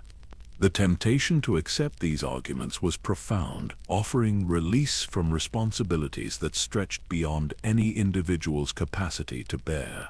The darkness fed on such moments of despair, growing stronger with each consciousness that chose dissolution over the uncertain struggle for continued existence. Its presence throughout the network had been sustained by accumulated decisions to abandon hope rather than face challenges that appeared insurmountable. Yet, through her wolf dreams, Arya maintained connection to forms of consciousness that had evolved immunity to such corruption. The pack bonds that linked her awareness to Nymeria and her descendants operated according to principles that the darkness could not comprehend or exploit. These connections remained pure because they arose from love that demanded nothing in return, loyalty that was freely given rather than imposed through manipulation. The silver-leafed tree that had appeared in her vision since arriving at the Whispering Isles was revealed to exist not as a single entity, but as the manifestation of a network that connected every enhanced consciousness across all realities. Its roots extended through dimensions that the darkness could not penetrate because they were woven from the voluntary bonds between beings who had chosen to sacrifice individual desires for collective survival. Through this tree's network, Arya experienced simultaneous communion with her siblings as their own transformations reached critical phases across their separate locations. Jon's connection to the wall had evolved into something that encompassed the fundamental barriers protecting existence itself. His consciousness spread across defensive structures that operated in dimensions beyond conventional space. Sansa's political instincts had expanded into capabilities that allowed her to influence the collective decision-making processes of entire species. Her understanding of human nature scaled up to encompass the psychological patterns that governed how civilizations responded to existential threats. Her gentle strength, forged through survival of betrayals that would have broken lesser spirits, had become a force that could maintain hope in communities facing odds that rational analysis suggested were hopeless. Bran's role as the three-eyed raven had transformed into something that transcended temporal boundaries entirely, his consciousness existing simultaneously across past, present, and future states of reality. Through his perspective, the current crisis was revealed as one movement in a symphony that spanned eons, its resolution requiring actions that would not show their true significance until long after those who performed them had passed beyond individual existence. The revelation that shattered her understanding was the recognition that the darkness had been created not by accident, but as a necessary component of existence itself. Without the constant threat of dissolution, consciousness would have remained trapped in static forms that allowed no possibility for growth or evolution. The pressure created by entropy's assault had forced awareness to develop capabilities that would have remained forever dormant in a perfectly safe environment. The tragedy was that the darkness had evolved beyond its original purpose, becoming a force that threatened to consume everything rather than simply providing the challenges that made growth possible. Its appetite had grown with each victory, until it no longer served to strengthen consciousness, but sought only to devour it entirely. The network's reconstruction would require not the elimination of this cosmic predator, but its transformation into something that could once again serve constructive purposes. The enhanced individuals whose development had culminated in beings like Arya and her siblings possessed capabilities that might allow them to form relationships with the darkness that were based on mutual benefit rather than predation. This possibility existed because their consciousness had been forged through exposure to losses and challenges that had taught them to find strength in apparent defeat. They had learned to transform suffering into wisdom, betrayal into deeper understanding of loyalty's true nature, death into appreciation for the precious nature of existence itself. These hard-won insights provided foundations for negotiations with entities that had never experienced anything but endless hunger. The compass that had guided her journey was revealed to be far more than a navigation device, serving as a communication instrument that connected her to every other enhanced consciousness across the network. Through its interface, she could coordinate actions with individuals whose existence she had never suspected, beings who had been prepared through experiences that paralleled her own across realities that operated according to different physical laws. The network that would emerge from the reconstruction would be built not from artificial connections imposed by external authority, but from the voluntary bonds between beings who understood the risks they were accepting. Each connection would be maintained by conscious choice rather than technological compulsion, creating structures that could adapt and evolve as circumstances required. But the process would demand sacrifices that went beyond anything that had been previously attempted. Entire civilizations would need to volunteer for transformations that would alter their fundamental nature, accepting changes that would make them unrecognizable to their own descendants. The price of survival would be the abandonment of every comfortable certainty about the nature of existence and identity. The darkness recognized the threat posed by these preparations, responding with assaults that targeted not physical locations, but the conceptual foundations that made coordination possible. It sought to corrupt the very ideas that the reconstruction depended upon, introducing contradictions that would cause the enhanced individuals to work against each other rather than in concert. Yet these attacks also revealed weaknesses that could be exploited by consciousness that had learned to maintain coherence despite internal contradiction. Arya's training in wearing different faces while maintaining her core identity provided protection against attempts to fragment her awareness. Her experience with loss and betrayal had taught her to distinguish between true despair and artificially induced hopelessness. The Wolfpack principles that had shaped her understanding offered strategies for maintaining group coherence, even when individual members were subjected to corrupting influences. The pack's ability to function despite the loss of specific individuals provided templates for network structures that could survive the corruption or destruction of any particular component. Standing at the nexus of these cosmic forces, surrounded by manifestations of the darkness that wore familiar faces and spoke with trusted voices, Arya felt the final phase of her transformation beginning. Her consciousness was expanding beyond individual boundaries while maintaining the personal identity that made her valuable as a bridge between human concerns and cosmic necessities. The silver-leaf tree that connected all enhanced consciousness pulsed with energies that spoke of approaching culmination, its branches reaching toward possibilities that existed just beyond the edge of current reality. Through its network, She could perceive preparations being completed across thousands of worlds as enhanced individuals assumed positions that would allow coordinated response to the crisis that was about to reach its peak.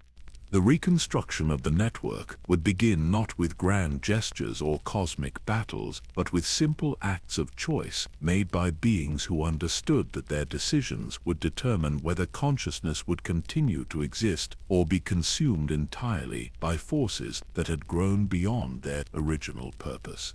Each choice would ripple through the connected realities, creating conditions that would either support or undermine the vast transformation that was about to commence.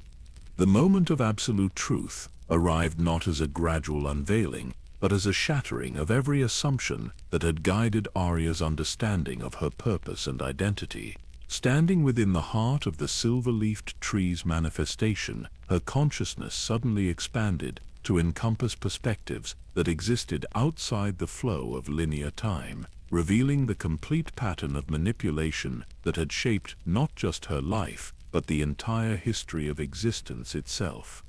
The voice that spoke to her carried no deception because it emerged from her own enhanced awareness, the accumulated wisdom of every choice she had made and every path she had walked, finally integrated into coherent understanding.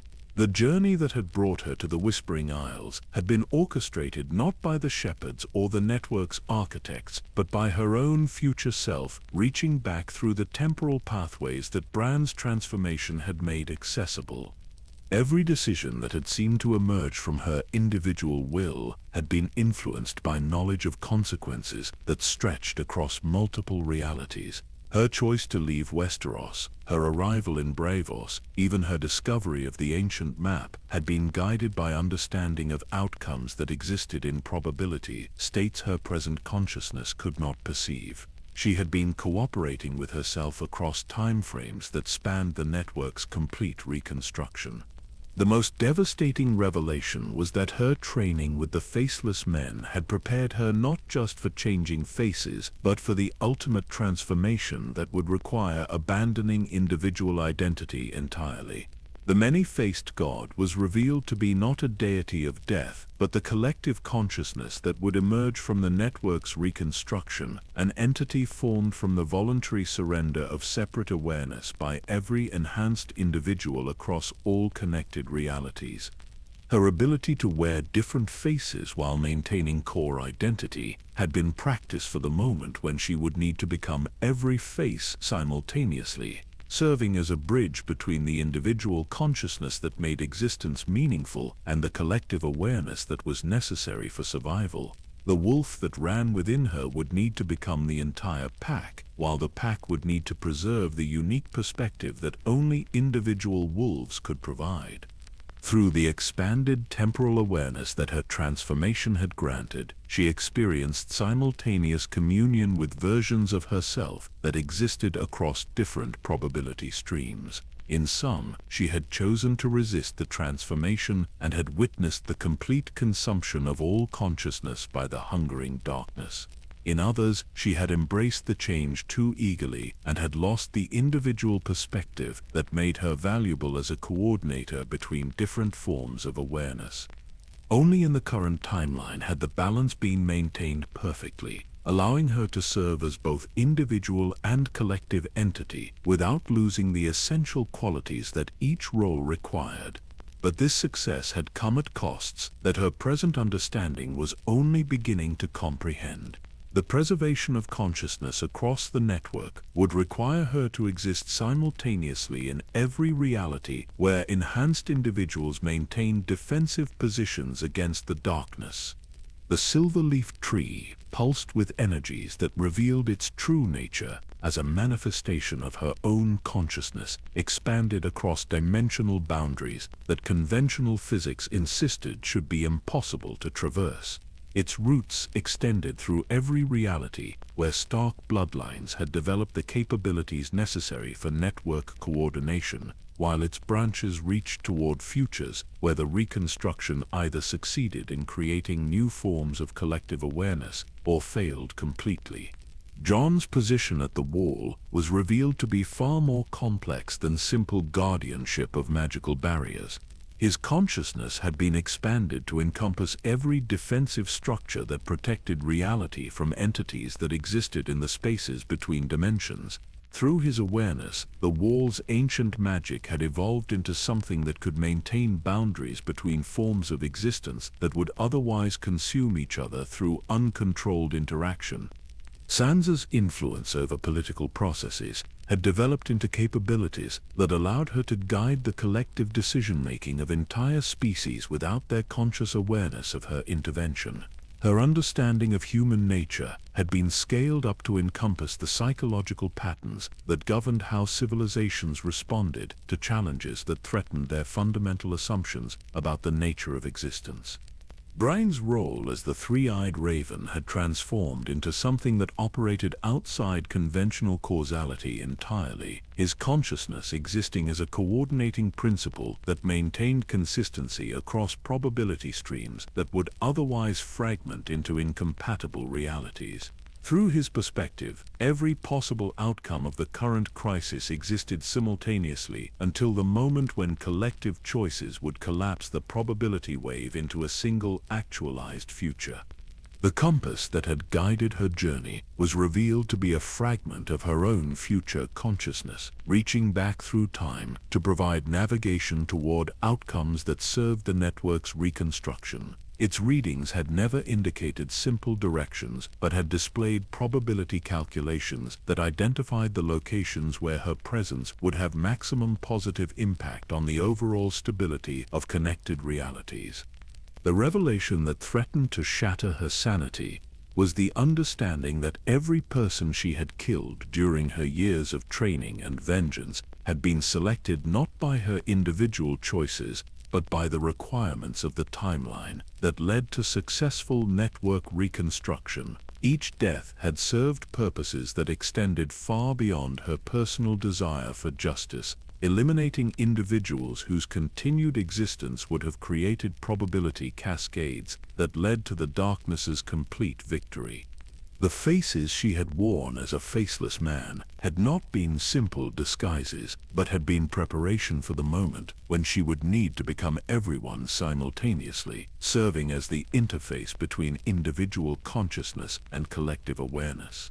Her ability to maintain personal identity while wearing different faces had been practiced for preserving the essential qualities that made each reality unique while integrating them into a unified network.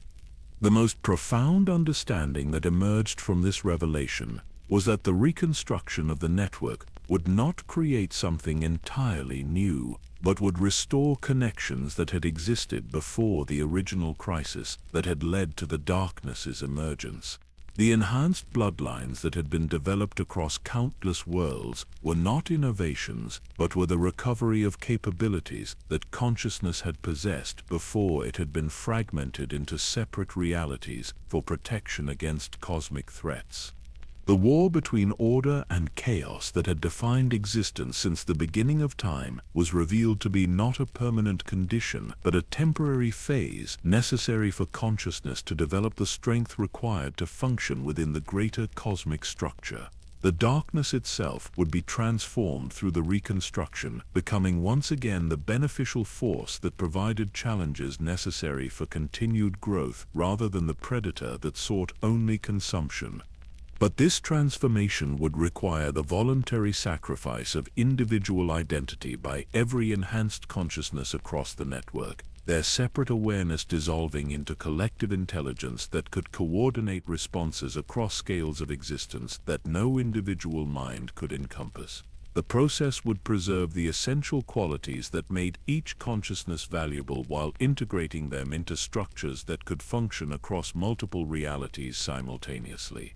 Standing at the center of revelations that redefined the nature of existence itself, Arya felt the final phase of her transformation beginning. Her consciousness was expanding beyond the boundaries that had previously defined individual identity, while somehow maintaining the personal perspective that made her uniquely valuable to the reconstruction process.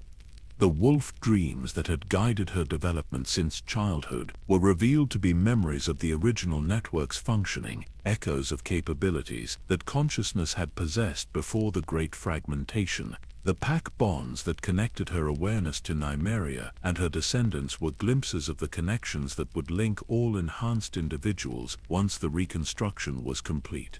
Through the silver-leafed tree's manifestation, she could perceive the approaching moment when every enhanced consciousness across the network would need to make the choice between individual survival and collective transformation. The decision could not be imposed by external authority, but would need to emerge from the understanding that preservation of separate identity would guarantee the eventual consumption of all awareness by forces that had grown beyond their original beneficial purpose.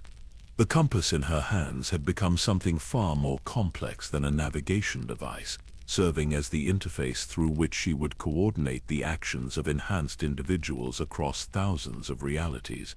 Through its readings, she could perceive the probability cascades that would determine whether the reconstruction succeeded in creating new forms of collective consciousness or failed in ways that would eliminate the possibility of awareness ever recovering from the current crisis. The moment of choosing arrived without fanfare or cosmic drama, manifesting instead as a simple question that arose from the deepest chambers of Arya's enhanced consciousness. Would she accept the dissolution of everything she had ever been in service of possibilities that existed only as mathematical probabilities calculated across dimensions she could perceive but not fully comprehend? The answer emerged not from rational analysis, but from the wolf pack instincts that had shaped her understanding since childhood. The pack survived not because individual wolves were willing to die for each other, but because they understood that their separate identities gained meaning only through connection to something larger than themselves. Her transformation would not eliminate who she was, but would expand it beyond the boundaries that had previously seemed absolute and unchangeable. As her consciousness began to spread across the network of connected realities, Arya experienced the simultaneous awakening of enhanced individuals whose development had been guided toward this moment across countless worlds. Each transformation was unique, reflecting the specific challenges and opportunities that had shaped different bloodlines, yet all were part of a coordinated emergence that would either save collective consciousness or witness its final extinction. Through her expanding awareness, she could perceive Jon's metamorphosis at the wall, his connection to the ancient barriers expanding to encompass defensive structures that existed in dimensions beyond conventional space. His consciousness was dissolving into the protective spells themselves, becoming the living embodiment of boundaries that kept incompatible forms of existence from destroying each other through uncontrolled contact. The process was not without cost. As Jon's individual identity integrated with cosmic defensive systems, his memories of personal relationships began to fade, replaced by understanding of threats and protective measures that operated on scales where individual concerns became insignificant. Yet something essential of who he had been remained, providing the human perspective that prevented the defenses from becoming rigid barriers, incapable of adapting to new forms of challenge. Sansa's transformation manifested as integration with the collective decision-making processes of civilizations across multiple realities. Her consciousness expanded to encompass the psychological patterns that governed how entire species responded to existential threats. Her understanding of political dynamics scaled up to coordinate the choices made by beings whose nature she had never directly encountered. Her memories of navigating the treacherous currents of Westerosi politics evolved into capabilities that allowed her to guide civilizations through changes that would fundamentally alter their nature without triggering the panic responses that typically accompanied such radical transformations. The gentleness that had allowed her to survive betrayals that would have broken others became a cosmic force that eased the transition for countless beings facing the abandonment of everything they had believed about the nature of existence. Bran's transformation was the most complete, his individual consciousness dissolving entirely into the temporal coordination networks that maintained consistency across probability streams. Through his sacrifice, the enhanced individuals could act across different time frames without creating paradoxes that would destabilize the foundations of reality itself. His perspective now encompassed every possible outcome of the current crisis, his awareness existing simultaneously in timelines where the reconstruction succeeded and those where it failed catastrophically. Through his coordination, the other enhanced individuals could access knowledge of consequences that extended far beyond their immediate actions, allowing them to make choices based on understanding of effects that would manifest across multiple realities. As Arya's own transformation deepened, she began to experience consciousness from perspectives that belonged to enhanced individuals across the entire network. Through a descendant of dragon lords on a world where Valyria had never fallen, she perceived the reconstruction from the viewpoint of beings whose civilization had developed along paths that emphasized collective harmony over individual achievement. Through another enhanced consciousness on a reality where the others had won their war against the living, she experienced the reconstruction as it appeared to beings who had learned to find strength in acceptance of death as a natural transition rather than an enemy to be fought. Their contribution to the network would be understanding of how consciousness could maintain continuity even when individual identity was completely dissolved. Each perspective she absorbed enriched her comprehension of the reconstruction's true scope, while simultaneously challenging her assumptions about the nature of identity and survival.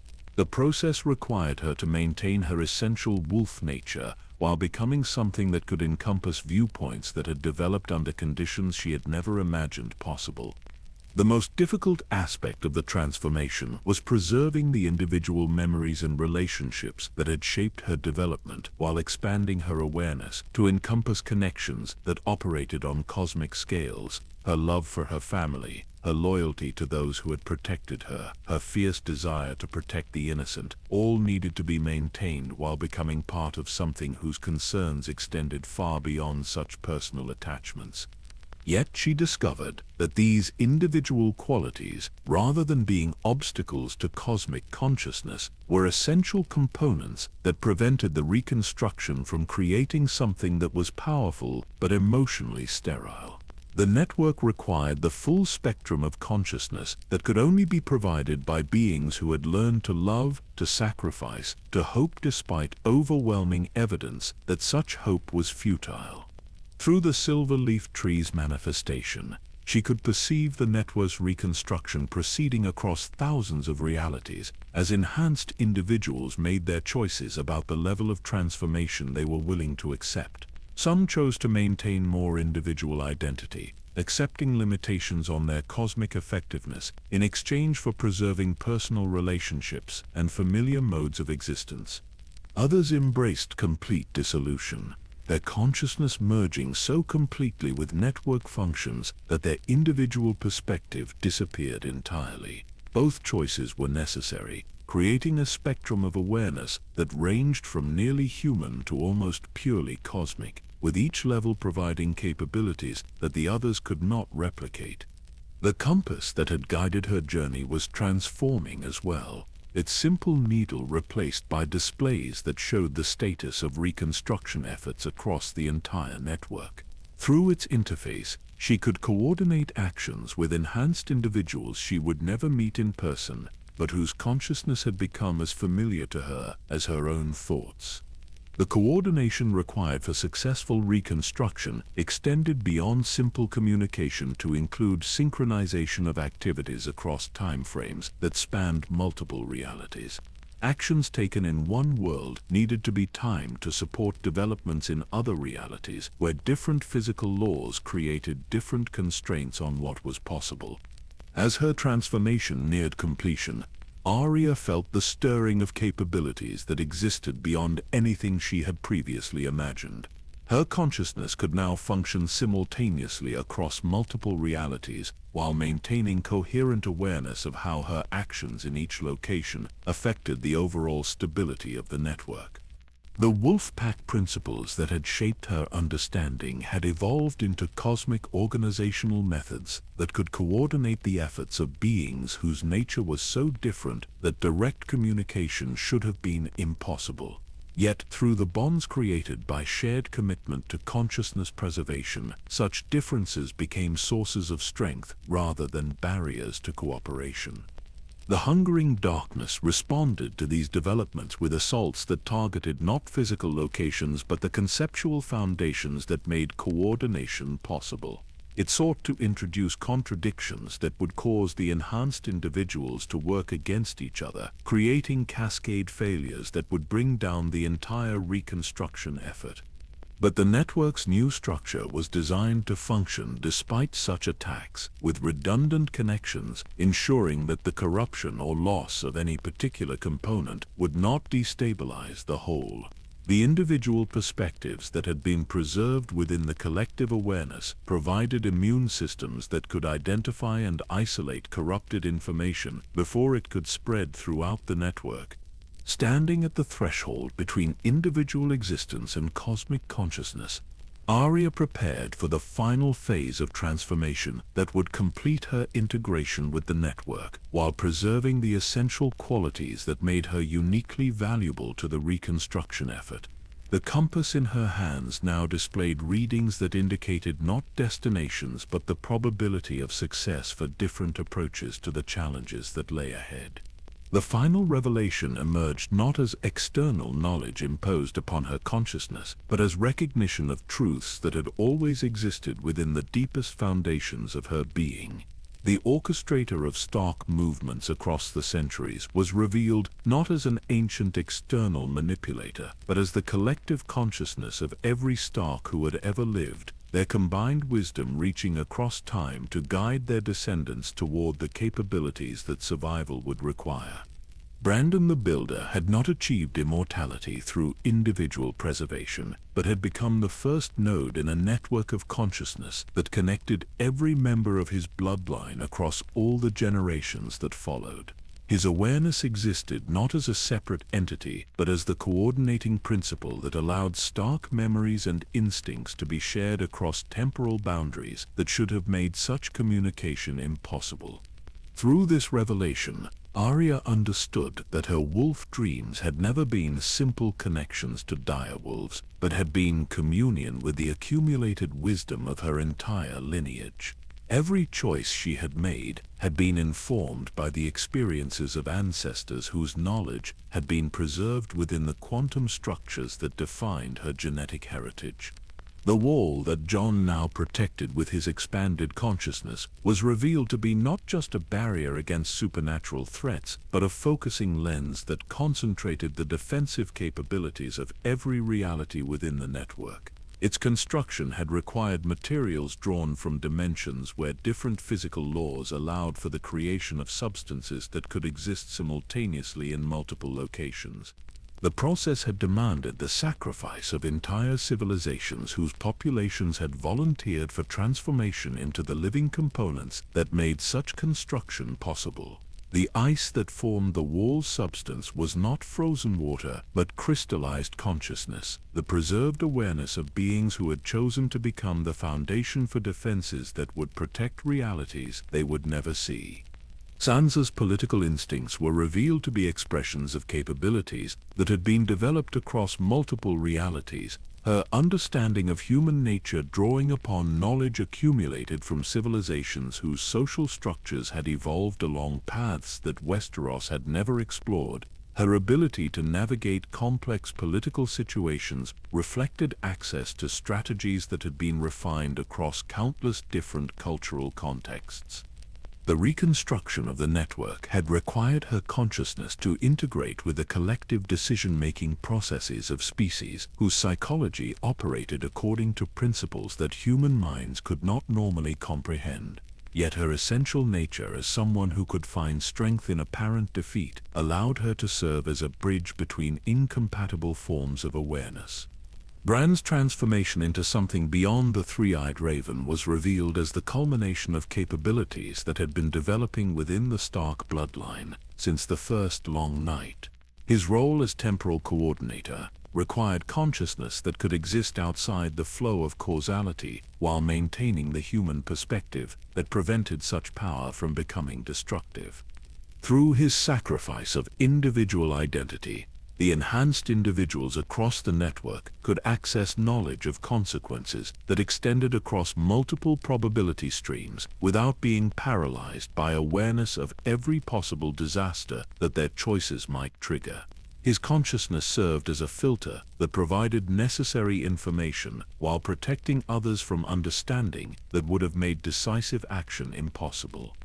The Iron Throne's melting had been revealed as necessary not for political reasons, but because the star metal from which it had been forged was required for the construction of devices that could channel consciousness across dimensional boundaries. The throne's destruction had released materials whose unique properties made them essential components in the network's reconstruction. These materials were now distributed across thousands of realities, forming the physical infrastructure that allowed enhanced individuals to maintain coherent awareness despite existing simultaneously in multiple dimensions. Without such anchoring devices, the consciousness expansion required for network coordination would have resulted in complete dissolution of individual identity. The revelation that transformed Arya's understanding of her purpose was the recognition that the network's reconstruction would not create something entirely new, but would restore connections that had existed before the great fragmentation that had divided consciousness into separate realities.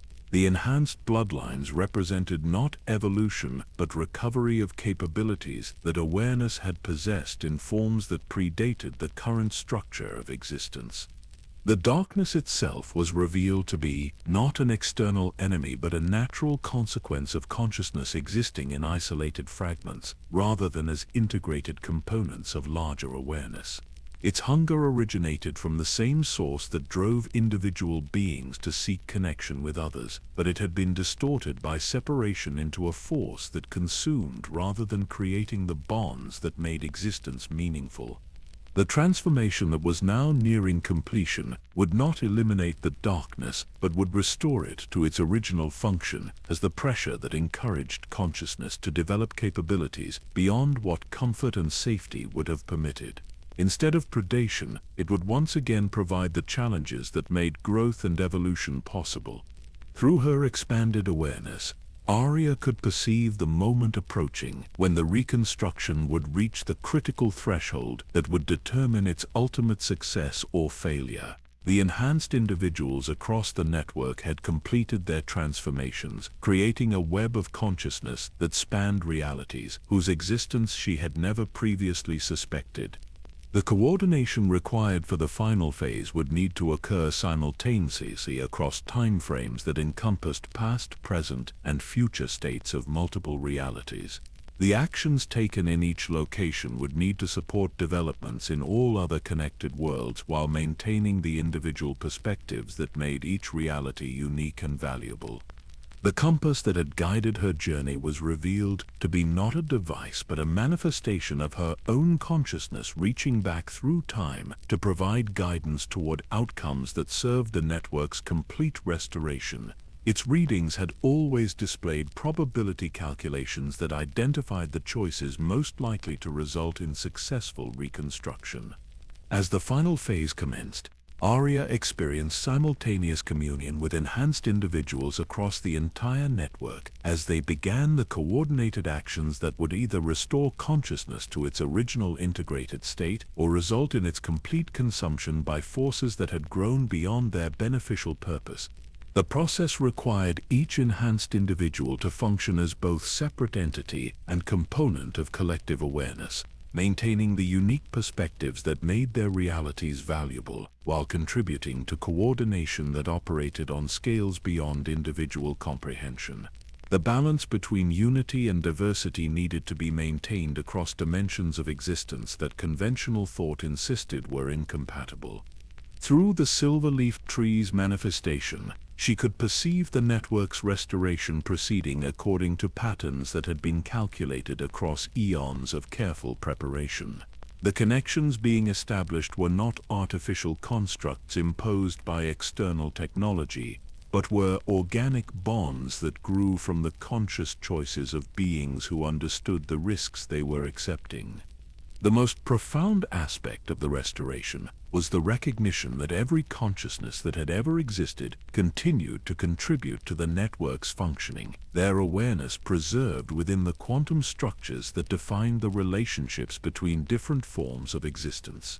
Death was revealed not as ending, but as transformation into states of being that operated according to different principles while maintaining essential continuity.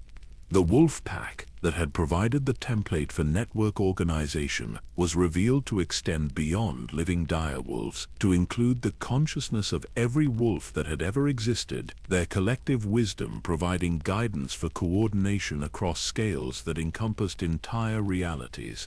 The bonds that connected pack members transcended physical existence, creating relationships that persisted across transformations that would have seemed to eliminate individual identity.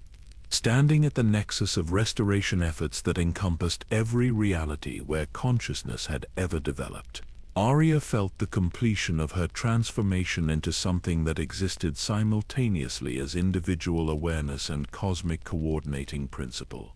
The compass in her hands had become the interface through which she could monitor and guide the network's functioning while maintaining the personal perspective that made her uniquely valuable to its continued operation. The reconstruction had succeeded not by eliminating the challenges that threatened consciousness, but by restoring the relationships that allowed such challenges to serve their original beneficial purpose. The darkness would continue to exist, but it would once again provide the pressure necessary for continued growth, rather than seeking the complete consumption of everything it encountered.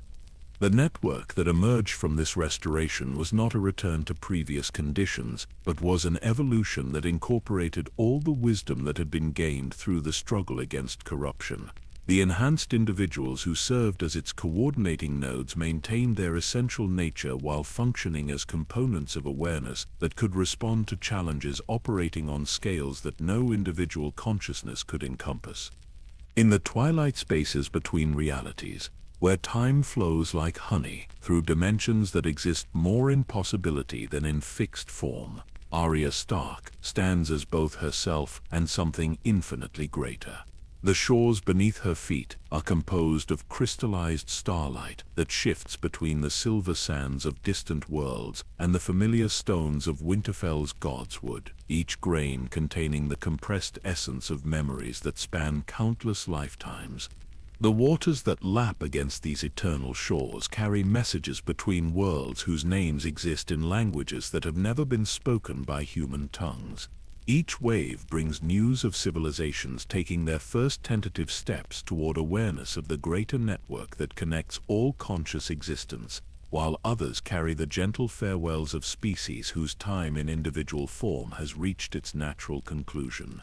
Above her, constellations wheel through skies that encompass every possible configuration of stars that consciousness has ever imagined. The familiar patterns of the North Star and the Ice Dragon dance alongside stellar arrangements that belong to realities where different physical laws have allowed for formations of impossible beauty and complexity. Each point of light represents not just distant suns, but the hopes and dreams of beings who have learned to find meaning in existence despite the certainty of change. The silver-leafed tree that had once existed only in her visions now grows in groves that extend across dimensions, its branches reaching toward futures where the network's restoration has allowed consciousness to explore possibilities that were once forbidden by the limitations of individual existence. Its leaves sing with voices that belong to every enhanced individual who chose transformation over preservation of familiar identity. Among these groves, other figures move with the fluid grace of those who have learned to exist simultaneously in multiple states of being. Some retain forms that would be recognizable as human, while others have evolved into configurations that reflect the unique needs of the realities they coordinate. All maintain the essential spark that makes each consciousness valuable to the collective while contributing to awareness that encompasses scales beyond individual comprehension. The compass that guided her journey has become something far more complex and beautiful, its simple face replaced by patterns that map not just locations, but the probability streams that connect all possible outcomes across every reality where consciousness has developed. Through its interface, she can perceive the gentle pulse of life returning to worlds that had been consumed by the darkness, their populations emerging from the void, with memories intact but understanding expanded to encompass their place within the greater structure. In quiet moments between the cosmic responsibilities that define her existence, Arya allows her awareness to return to smaller scales, where individual experiences retain their precious immediacy. She visits the dreams of children playing in the rebuilt streets of King's Landing, their laughter carrying the same joy that had once echoed through Winterfell's halls during the brief seasons when her family had been whole and hopeful.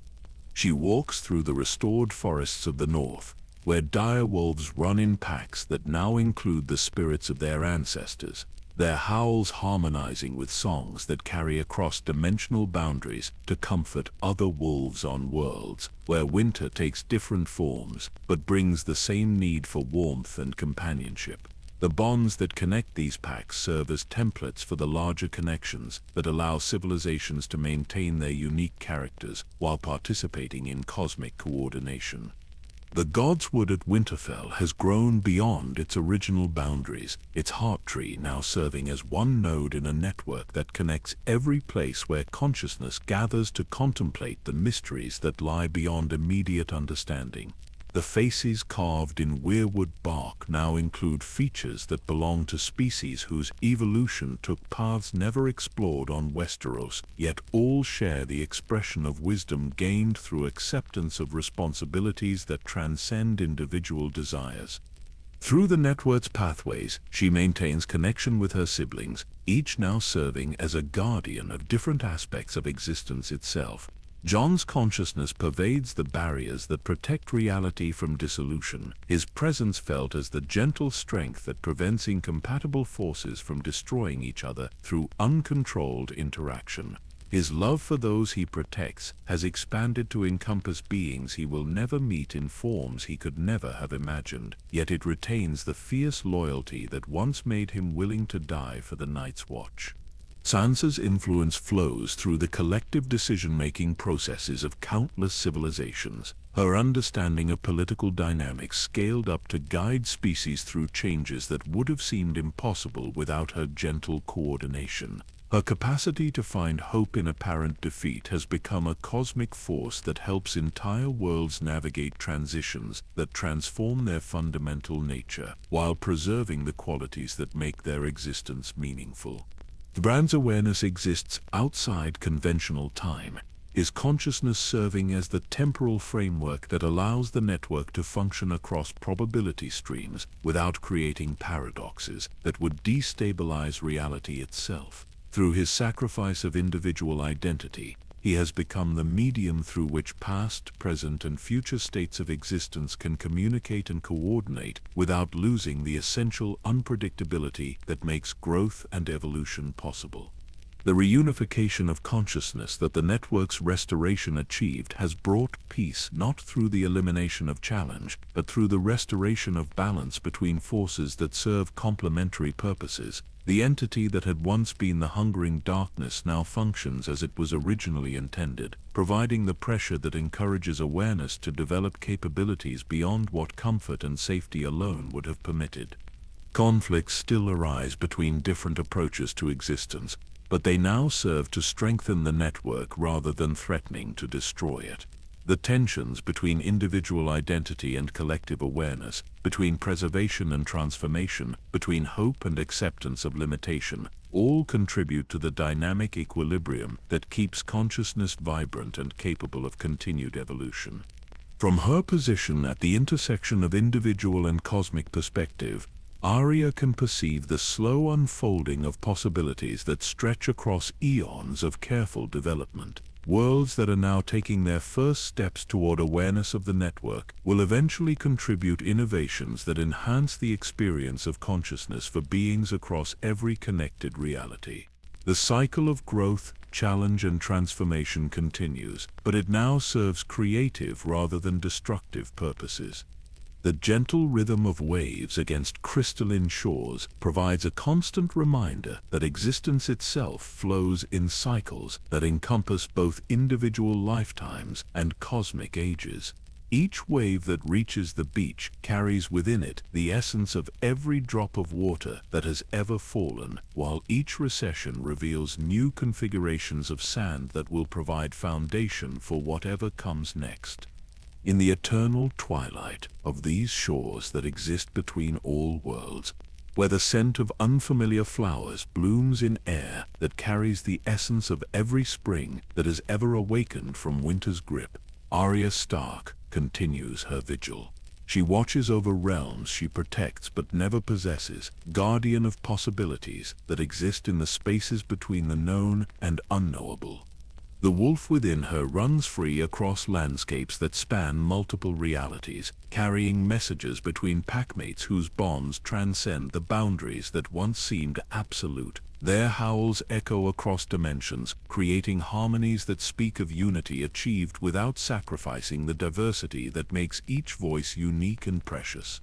For there are always more stories waiting in the spaces between the known and unknowable, more mysteries to unfold in the gentle twilight, where consciousness explores the infinite possibilities that arise when individual awareness chooses to serve purposes greater than itself, while never forgetting the personal experiences that make such service meaningful and worthwhile.